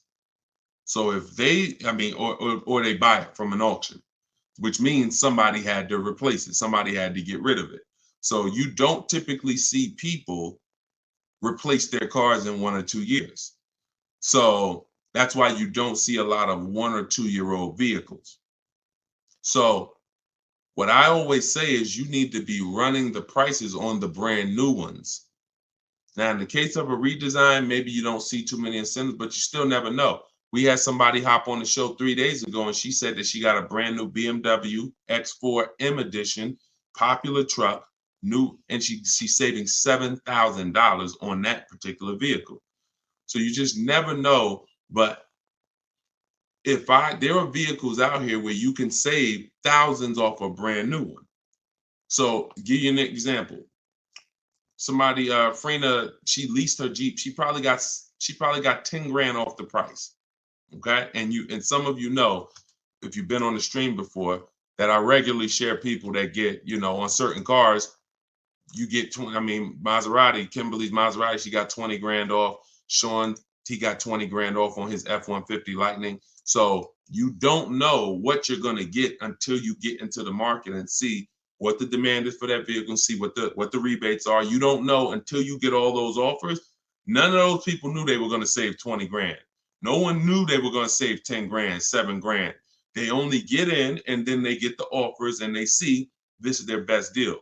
So if I end up being able to save 7 grand off a new one, then what should I pay for a 1-year-old one? That's the point. If the new market, if I don't have enough inventory to compare the 1-year-old ones, because you're not, then I can only compare it to the new market. So if you do it my way, it takes 60 to 90 minutes to get all these offers. before one trip to the grocery store, sitting down at your computer doing it my way, you'll be able to see what the market is for any vehicle. And when you really get quick, you'll be able to do it in like 45 minutes, copying and pasting. So once you see that, if the new market for the car is $7,000 off, how much should I pay for a 1-year-old one? Well, it better be at least 10, maybe 11, because a brand new one is $7,000 off. Now, opposite is true. If I could only get $2,000 off sticker, that's my best offer. Then maybe a 1-year-old one, I'm looking for $7,000-8,000 off sticker, $9,000. So you got to know what the new market is, because the worst mistake you could make is to get a 1 or 2-year-old pre-owned car that has a heavily discounted new car market that has $5,000 rebates on the new car. Think about Sean. I want to use an extreme case, but even cases that are not this extreme will still make a huge difference. Sean, he saves $20,000 off his F-150 Lightning. What happens if somebody said, now that's a $73,000 vehicle I'm showing on the screen. What happens if somebody says, well, I want a 1-year-old one or a 2-year-old one? Now they think, all right, I'm gonna go and look for one that's probably about 50, 55. Now they go pay 55 for a 2-year-old one. But Sean, getting his bids and revealing what the below market prices are on a truck like this, he saves $20,000. So he pays 53, and the person buying the 2-year-old one pays 55. Do we understand how horrible that would be for the person who got the 2-year-old one? We clear? Type clear before we move on. This is only for recent cars. This is only for 1 or 2-year-old. If you're going 3-year-old, there's typically enough cars for you to compare prices. But those of you, we've had a lot of people over the years that target a 1 or 2-year-old one. I would tell you, shop the new car market, because that's going to give you the parameters you need to know what a deal should be on a 1 or 2-year-old one. All right, there we go. Good question. Let's go, Dolan. Shoot the next one up, brother. Let's put the banner back up for those of you who want your book, 75%. Now, just so you know, once that timer on my website hits 0, the price goes back up to $97. So be aware of that. Get your $24 book if you want. I mean, look, $97 is great. Let's be honest here. We usually keep cars for a while, but we see a lease deal for $189, 0 due. This is trash. This is trash.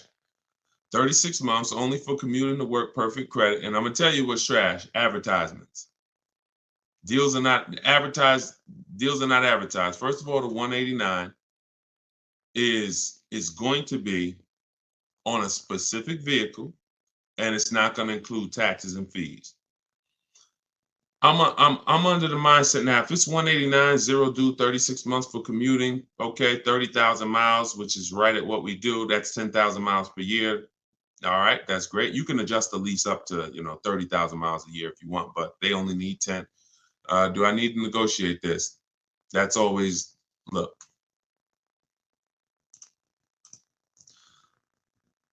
I'm gonna tell you this. So Frina called.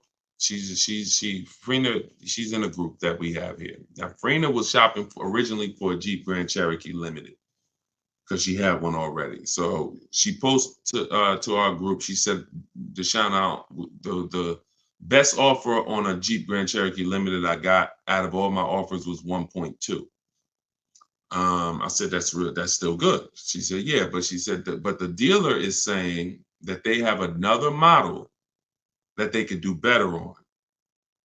They said they could probably get me to 1% on that. I said, okay, you need to shop that offer again.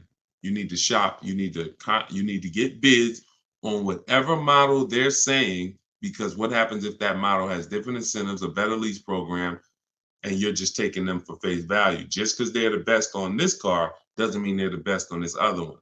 She said, okay. So and we do this in minutes. So she got her 5 offers. She got her 5 offers on the new one. She ended up getting the best deal I've seen in 3 years, 0.88% lease.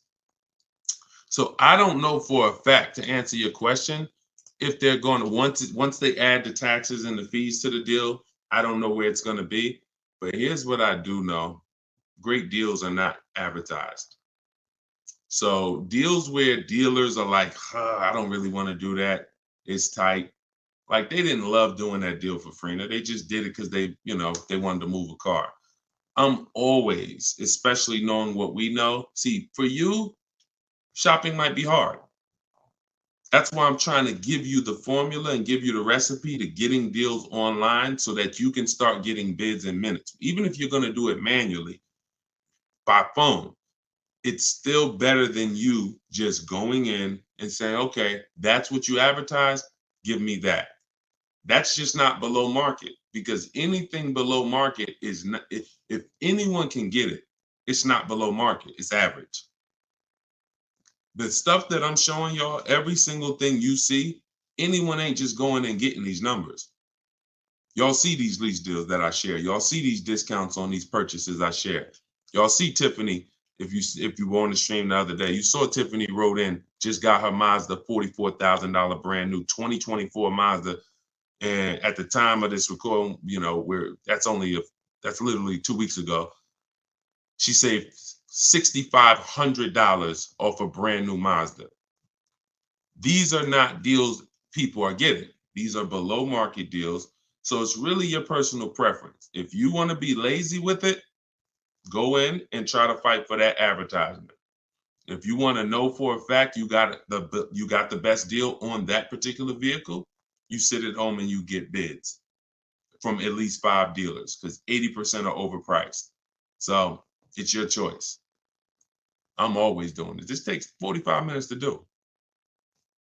By the time you get home, like whatever car this is, let's just say it's a Toyota Corolla, whatever car it is, by the time he goes, visits the dealer, and comes home, I would have done the process to get offers, to get at least 5 offers on that same vehicle.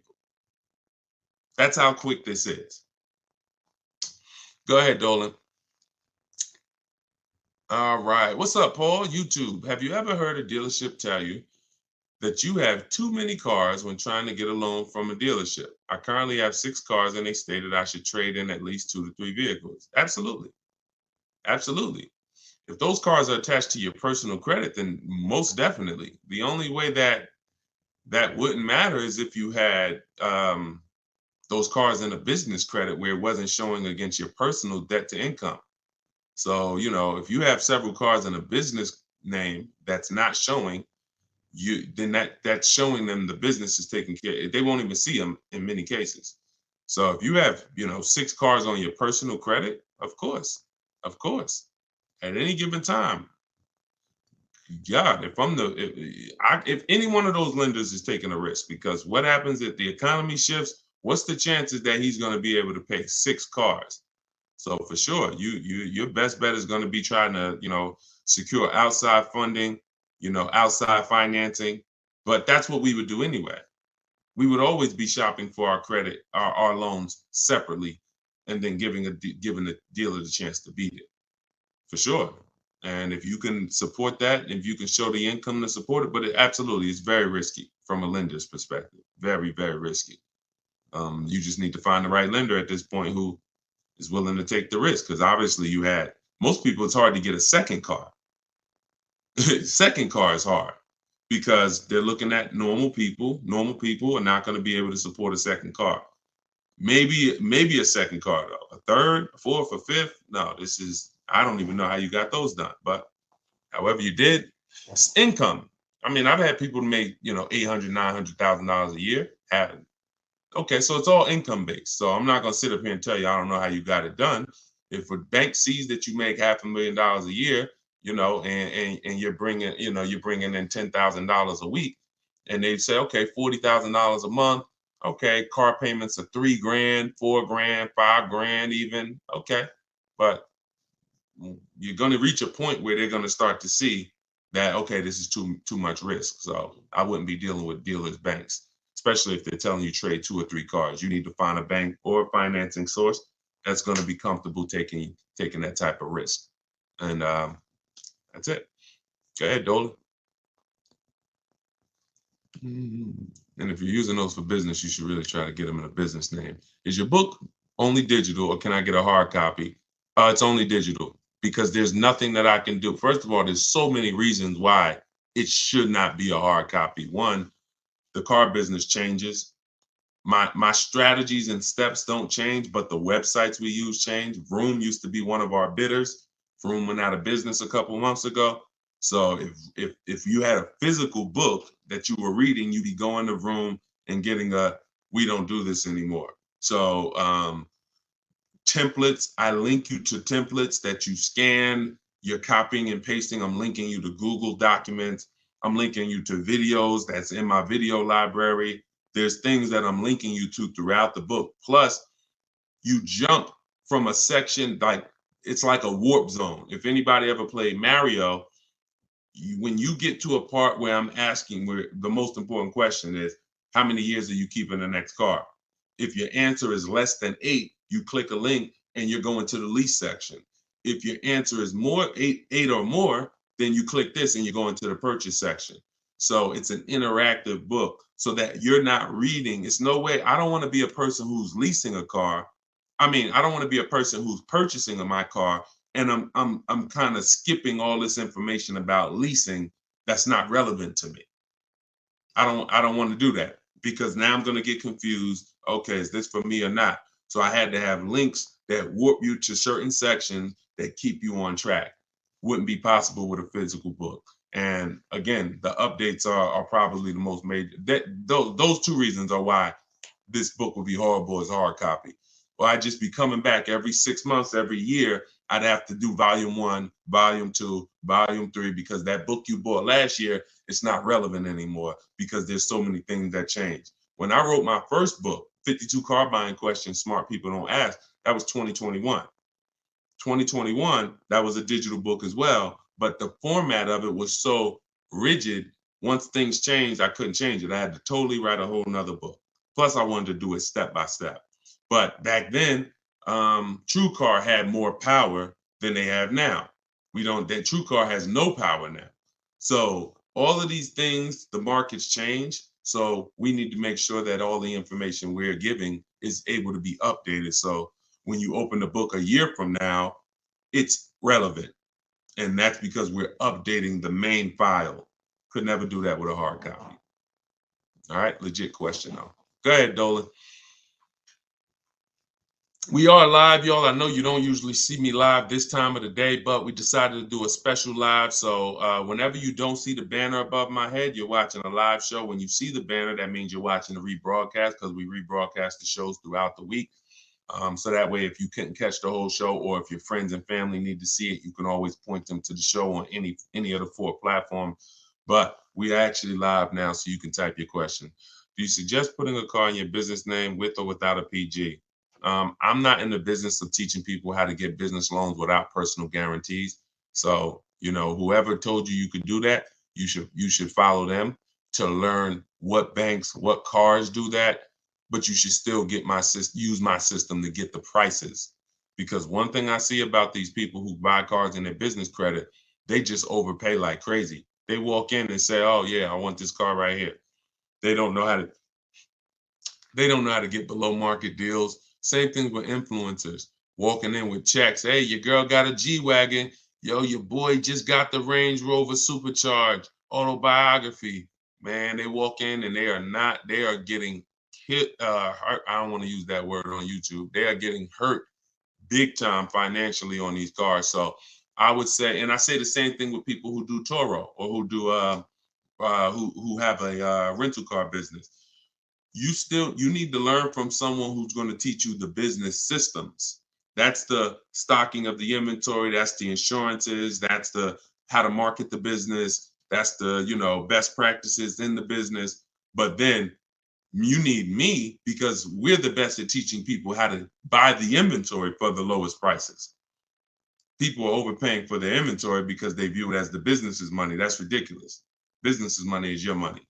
So, but whether it's a PG or without a PG, get it done. If you sign in PG, I don't see most banks are not going to do that, because what you're saying is, here's my business. If something happens and this car is not paid, the business needs to have the assets for you to go after that'll pay the car. If the business doesn't have the assets, the bank is saying, we're coming after somebody who has the assets. That means you could just be like, one day, all right, I'm not paying for these cars no more. Take them back. And then there's no recourse. Most banks are not going to do that at all. But some will. If some are doing it, just find the people who's teaching you which banks do it and follow them. Okay? It's up to you. I've had plenty of people buy cars in their business name, personal guarantee it, and it doesn't show in their debt to income. And now, very important before we go to the next question, if this is your goal, you need to call the finance manager at the brand. So if you're like, oh, I want a Honda, you need to talk to a finance manager at a Honda dealership and say, if I buy a car in my business name and personal guarantee it, will it show against my personal credit? Because it will with Mercedes as far as 2019. And I learned that the hard way. Me and the customer. It was, I said, the customer was buying cars in their business name, real estate developer, and he came and he got a Mercedes Benz. He put it in his business name with the personal guarantee, and it's still reported on his personal credit. Then the finance manager told us, hey, just so you know, yes, it does still show. I'm like, we should have known that before. That's something we should be telling customers before they ever apply, because they're only applying in their business name because they don't want it to show against their personal debt to income. So always double check with a finance manager in the brand, okay? Everything that I learned the hard way, that's what I teach and warn against. So everything, negative equity, leasing, it was all based on mistakes that I saw people making. And I said, okay, how do we get into this? All right, now I need to teach people to do different things. Okay, go ahead, Dolan. Shoot the next one up. All right, keep typing your questions, y'all. TikTok, Arthur, what's going on? Yeah, I don't see a lot of questions on TikTok. What's up? Although y'all are running the likes up, appreciate you tapping the screen.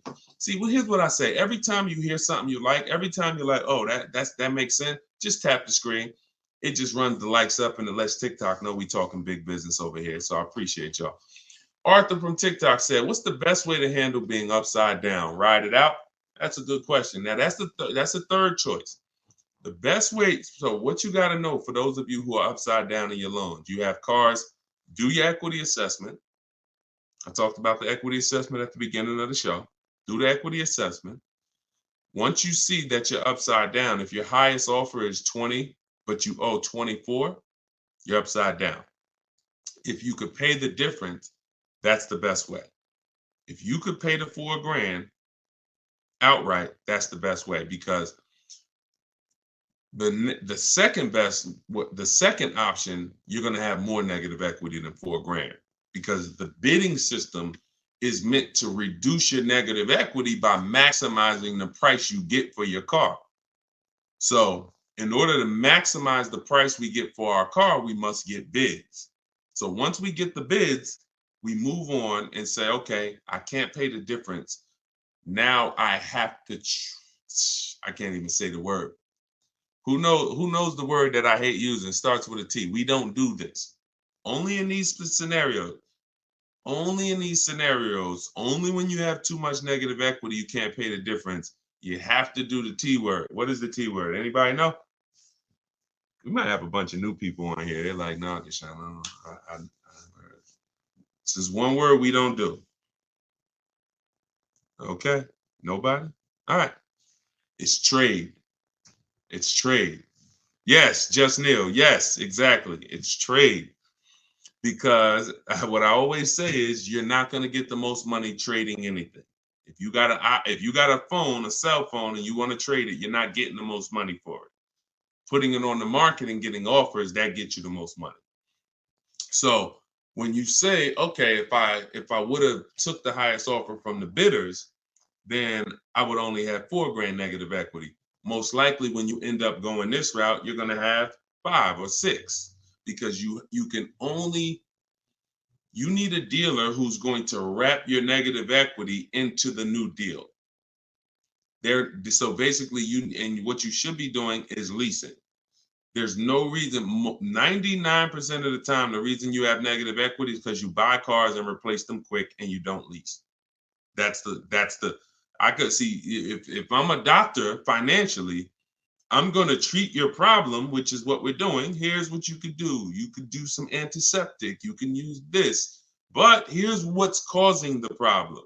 Okay? So once this thing is healed, you need to know, because if you don't know what's causing it, you're going to be back in this situation again. Short-term owners, you don't keep your cars more than 8 years. You take out 5-6 year loan, you trade them in. Doesn't matter. You're losing too much value in the short term, and that's why you have negative equity all the time. So now let's go a little deeper on this option 2 for negative equity, because there's going to be a lot of people who have it. In 2020, and one day I'm gonna play some of the videos that I posted in 2021 and 2022, warning people not to overpay for these cars and warning people to use a bidding system so that they will find the best deals. And unfortunately, my voice wasn't loud enough to prevent the tens of thousands of people who are in cars that they overpaid for. So there's going to be a lot of people with negative equity that are looking and saying, okay, Deshone, what do I do now? So first option is what I just told you. That's the best option. You need to have some cash to do that. Second option is, all right, now I'm going to shop for my car. I'm going to shop for my car. And then I'm going to get, and this is important. Let me show this for an example, okay? Because some of you, your knee-jerk reaction is going to be to just walk into a dealer, and let me warn against that. So let's use somebody who got a discount. Okay, here we go. Let's use Tiffany's case. Tiffany bought a car that is, pretty common, and she got bids and she saved a ton of money on it. Now let me show you this. So I'm shopping, I'm getting bids. The reason why I'm getting bids is because I need to know the largest discount I can get off the new car that I'm buying, or off the new car I'm about to lease. Because this is going to be what allows me to transfer my negative equity over to the new car. So she saved $6,500. The reason why this part gets tricky for those of you who have a lot of negative equity, like, over $5,000, $7,000, really over $5,000 of negative equity, it gets tricky because the banks have something called a loan to value ratio. So if you look at where it says our deal MSRP 44,820, and those of you on TikTok, you'll watch it on the replay or you could jump over to YouTube. It's up to you. But the bank is only going to lend about 20% above that number. If you have great credit, maybe 25% above the 44,820. So if you're looking at a car like that, 44,820 is the sticker price. The bank's only going to lend $8,900 more than this. Now, this applies to people who are trying to do no money down deals. You got to realize taxes go on top, fees go on top, probably $1,000 in fees, documentation fee and motor vehicle fees. So between taxes and fees on this vehicle, that's probably another $4,500. So if the bank is only going to lend a certain amount over that and taxes and fees are 45, you really could only put like another 45 grand, $5,000 of negative equity before you are capped. That's why I said, coincidentally, works out perfectly on a vehicle like this. You can only roll over about $5,000 of negative equity before you're going to blow out the bank's loan to value ratios, and they're going to say, oh, we can't approve that. We need you to put money down. So, but if you use the bidding system and you saved all the money that she saved, look at where your loan to value ratios is. Her starting price is 38. So literally she can slap. Remember, the bank's going to lend 49 on that $44,000 vehicle.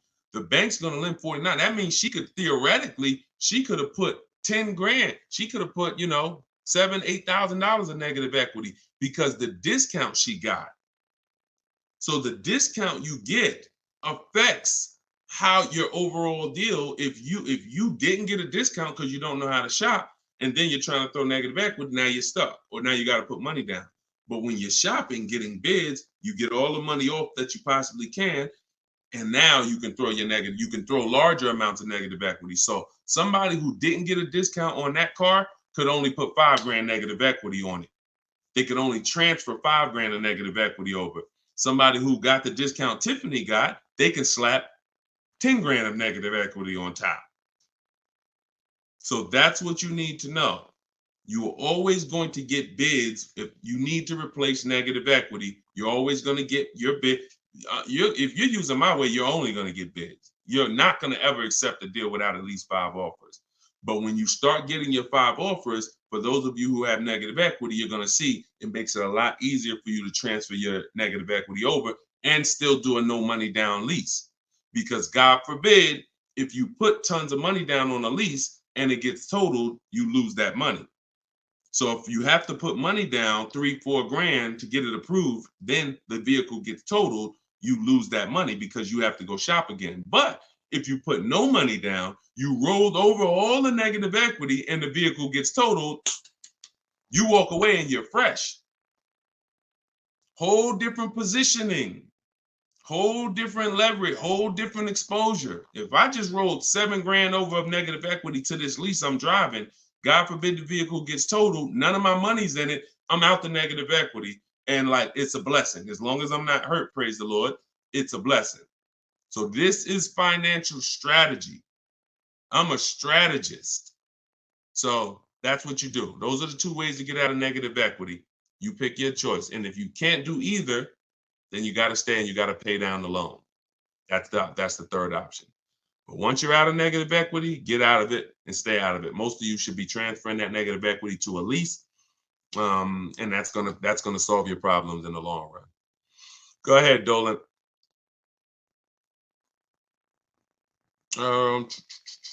Okay, Andrew on Facebook. What do you think? A trade-in of a car almost the exact same price of the car you want to buy. Listen, we don't trade. You're using curse words on here, man. If I came in your house right now, any valuable object, and I wanted to make you a trade for it, you're not getting the most for it. So that's just what we do. We get bids. We get bids. We're not in the business of wondering, could we have gotten more? When you do trades, when you do this old style shopping, which is, think about this. I'm about to say something and it's gonna be a gut punch. You're shopping like it's 1990. Let that sink in.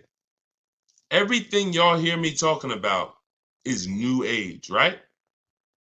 Stuff you never heard before. Now, I've been in the car business for 14 years. I've been educating people on car shopping from home for 3 years straight. Before that, I ran my own brokerage called Cars from Home, where I did this for people. And then I found that we can help more people teaching them how to fish. So this is something that we've been mastering since really 2015. I haven't been in a dealership to make a deal since 2015. My last deal was when I worked at Mercedes and I bought a used Mercedes when I was there. Forgot about that car. Phenomenal car. Got totaled. But that was the last deal. Every deal I've made for the last 10 years, and I've had 2 Infiniti leases. I've had a Jeep Grand Cherokee lease, and I've had the Infiniti truck that we bought. All been online, below market deals using my own system, using what I'm teaching you. Everything is new. All you hear on these streams is new. Wow, I never heard that before. Oh, that's brand new. I like that. But everything you're talking about doing is 1990. Go in, trade for cars, walk into a dealership, negotiate back and forth. If you're looking and saying, I'm doing the same things to buy my cars that people were doing 30 years ago, you should tell yourself, no wonder I ain't getting below market deals. No wonder I'm leaving hoping that I did all right. Oh, man, you think we could have got more money for the trade? Yeah, I know I should have tried to hit them more. I could have got another 1,500, but you know what, man, let's just, that's buyer's remorse. That's buyer's remorse. This stuff that you accept as normal, buyer's remorse. That is not what we do.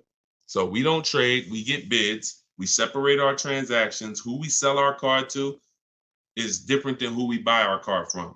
That's different than who we're getting our loan from. We bid out these transactions using online resources, and we do this stuff in 60 minutes. So while you're there, before you even come back, one trip to the dealership, you've been there 4 hours.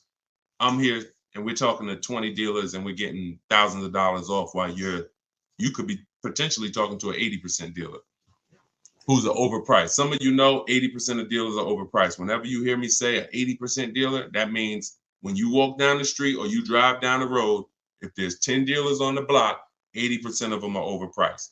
20% of them are great, but you don't know who's who. So if you go into an 80% dealer and he takes off $4,000 and you think you won, his price was so high to begin with that $4,000 he gave you, you lost. See, if I start $6,000 high and then I take off $4,000, you lost. If I start $2,000 high and take off $4,000, you lost. If I start at the normal price and take off $4,000 and beat my competition, you won. So this is what we do. It's a science from shopping from home. That's why the book is called Cars from Home. 7 steps to saving time, money, and avoiding dealerships. Go ahead, Dolan.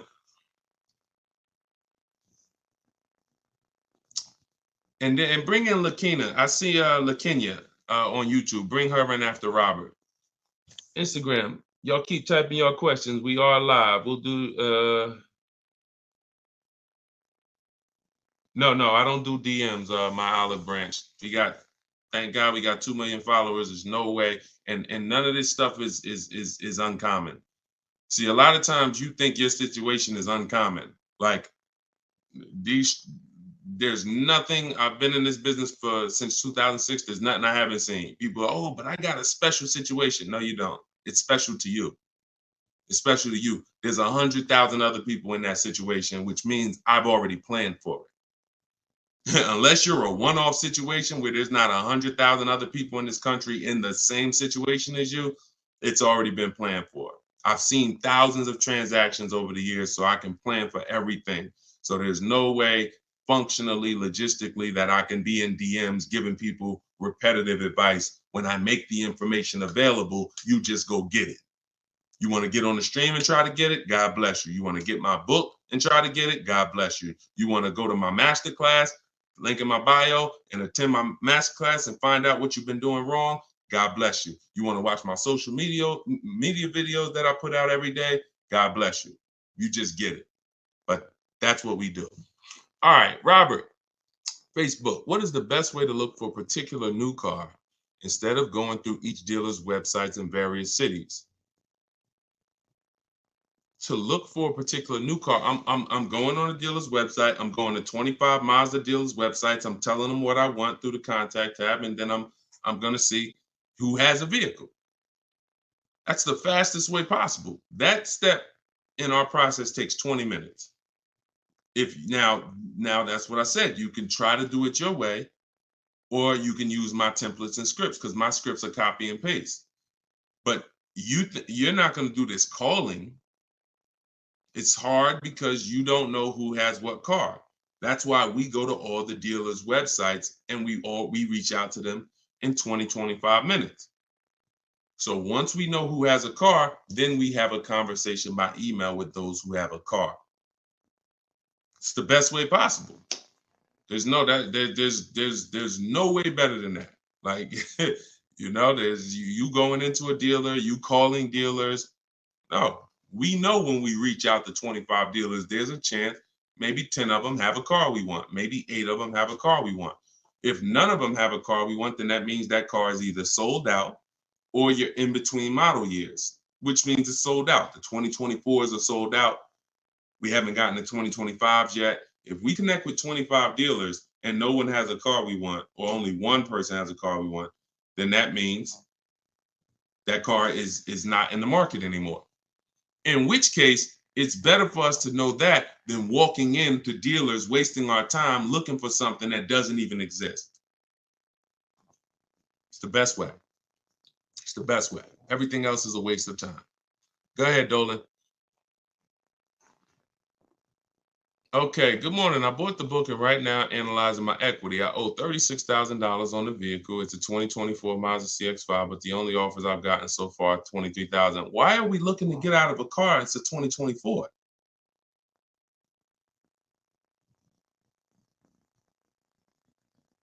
Manual appraisal to see if I get a better deal. My question is, because there's such a big difference in equity, why are we trying to get out of a car that's a brand new car that just came out? I wonder if I should keep the vehicle for 8 years. Okay, wait. Okay, so you bought it. So you bought the vehicle. My question is, because there's such a big difference in equity, I wonder if I should keep the vehicle for 8 years. What do you think? What's my goal is to go into a lease. Okay, because I know I'm paying too much for a truck. I don't plan on keeping it. All right, all right, all right. Thank you for that. So it makes sense.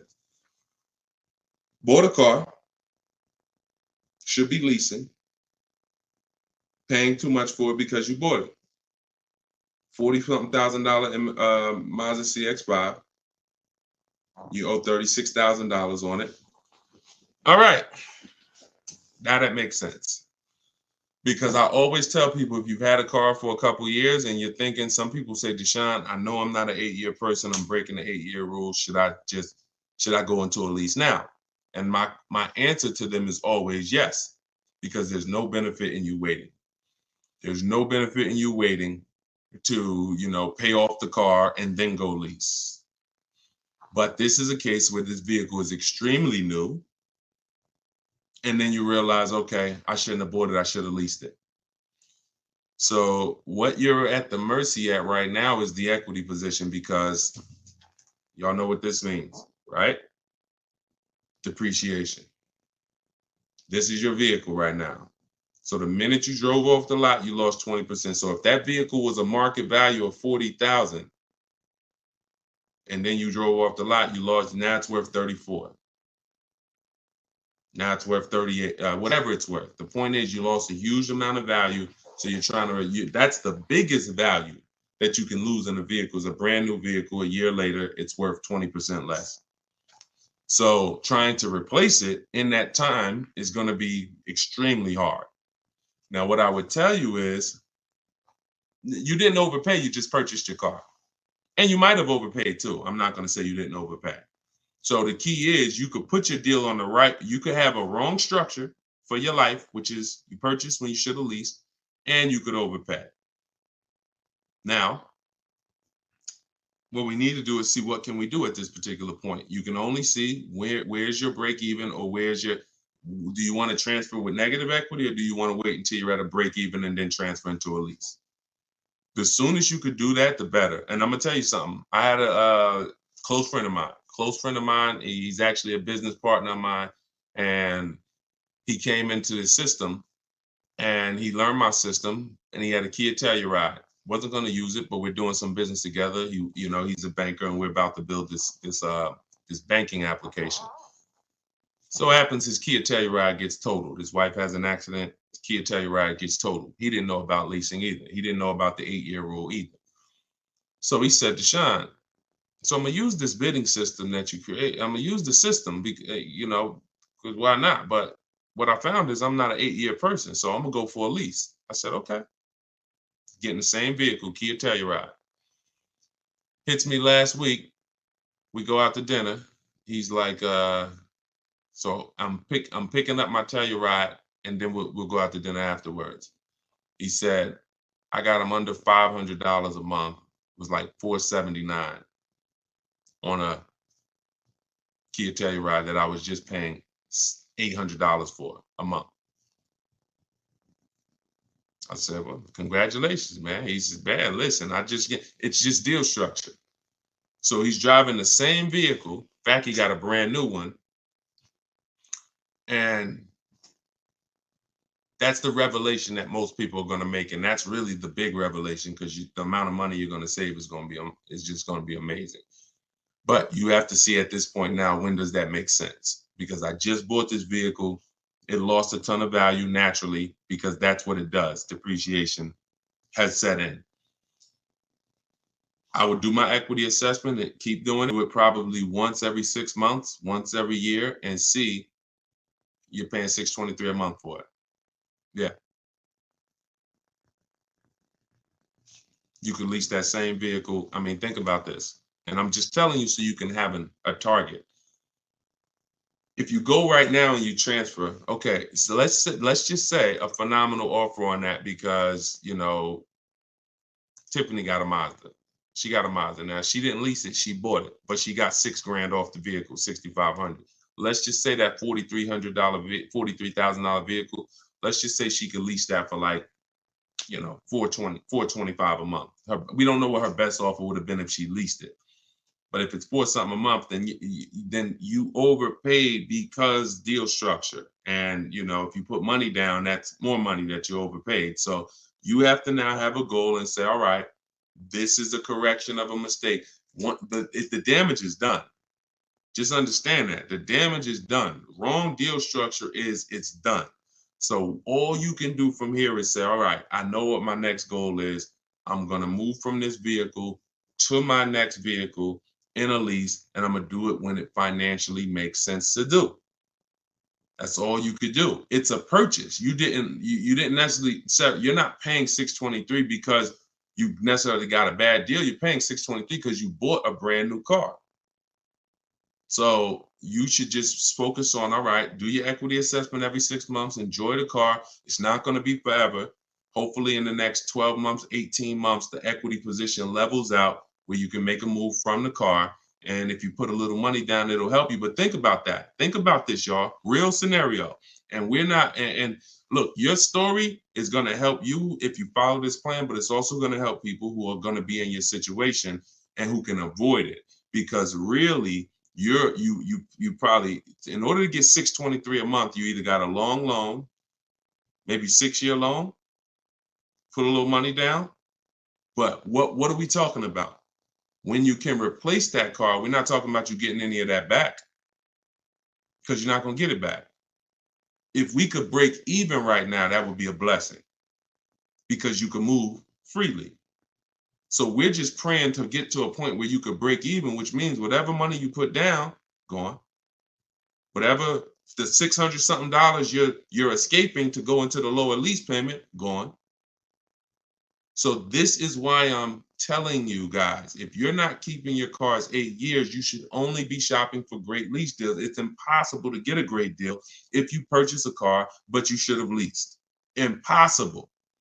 And I will tell this for everyone who's willing to listen, not be emotional, not listen to what Dave Ramsey's been telling them for years, because these are the facts. These are numbers. And I put this advice up against anyone in the world. Numbers are numbers. I love numbers. So here's what you do, LaKenya. Don't beat yourself up. Enjoy your new car. You could afford it, but you just know, future-wise, I'm going to be getting great lease deals, and I'm going to take the strategizing in it and the shopping for cars and understanding financial literacy with cars extremely serious because I'm never going to repeat this again. Let it be an anchor to you to never go out here winging the process again, because this is your money. So the info is available. Run your equity assessment. When it makes sense to transfer it over, shop for your next car, get bids so that you can save all the money you need to save and then go into a lease. That's all we could do. That's all we could do. I will shout from the hills, y'all. People say you only talk about leasing. They don't listen. 8-year plus people, no. We should be buying. If that's the most important question, how many years are we keeping the car? 8 years? We're going to buy it because we're going to outlive the depreciation. We know depreciation looks like this. It's the unseen expense. These are the first couple years, and then it levels out like this to where my car is not losing value. Okay, good. No money down, 72 months. Good. All right. There you go. Then just do what I said. At least you didn't lose any money. It's just the overpayment is going to be for the purchase. You probably got a good price on the car. Just make sure that you run the equity assessment. You'll be fine. You'll be fine. And in the long run, you'll be fine. You're fine now. You could afford it. You just want to go into another car. Like I said, my man just did the same thing. My partner just did. He didn't know. See, if you didn't know, then it's just in the back of your mind. But he knows now. I was driving a Kia Telluride paying almost $800 a month.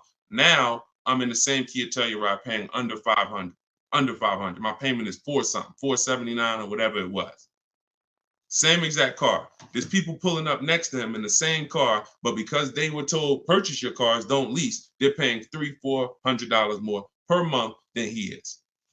Just so they can say, oh, we purchased. Meanwhile, they're going to trade it in 3, 4, 5 years and do it all over again. Now, if they were keeping that Telluride, if they said we purchased this and we're going to drive this till the wheels fall off, we're going to have this in our household 10 years. One day we come out, it has 200,000 miles on it. It doesn't start. It's 12 years old. That's when we get rid of it. Then that's when you purchase. 8 years, 10 years, 12 years, you outlive the depreciation. You dodge this bullet. You don't replace your cars when it's dropping in value like this. And that's how you win. Long-term ownership. If you're not going for long-term ownership, then you should be shopping for great lease deals. That's the plan. That's the structure. Everything I taught from the stream on this stream is in my new book.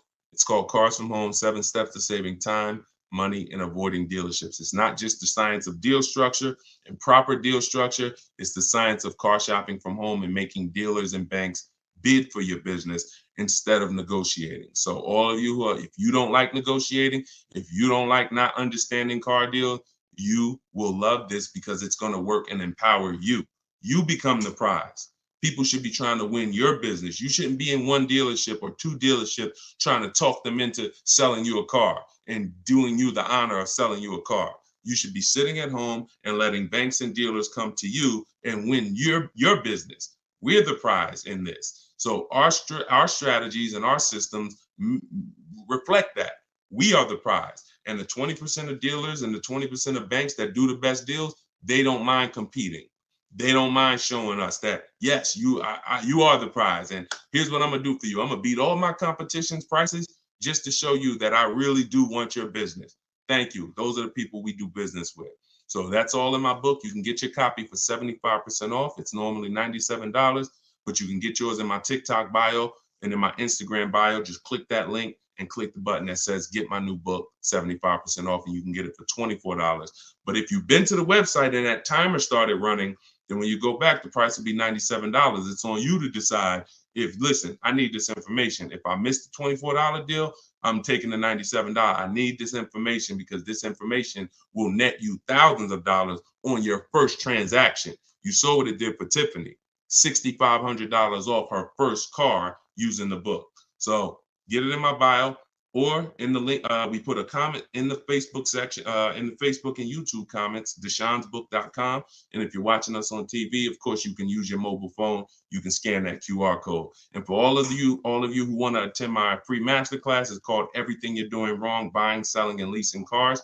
You can also click that link and attend. You'll need about an hour though, and you'll need a pen and pad because we go very deep into leasing versus buying and 23 other mistakes that you're making that you don't know you're making. So you can do that. You can attend that, or you can attend that in my TikTok and Instagram bio as well. Like I always say, I make the information available. You get in where you fit in. Just get the information. All right. Great stream today. I appreciate everybody. Enjoy the rest of your day, and we'll see you on the next one. God bless you.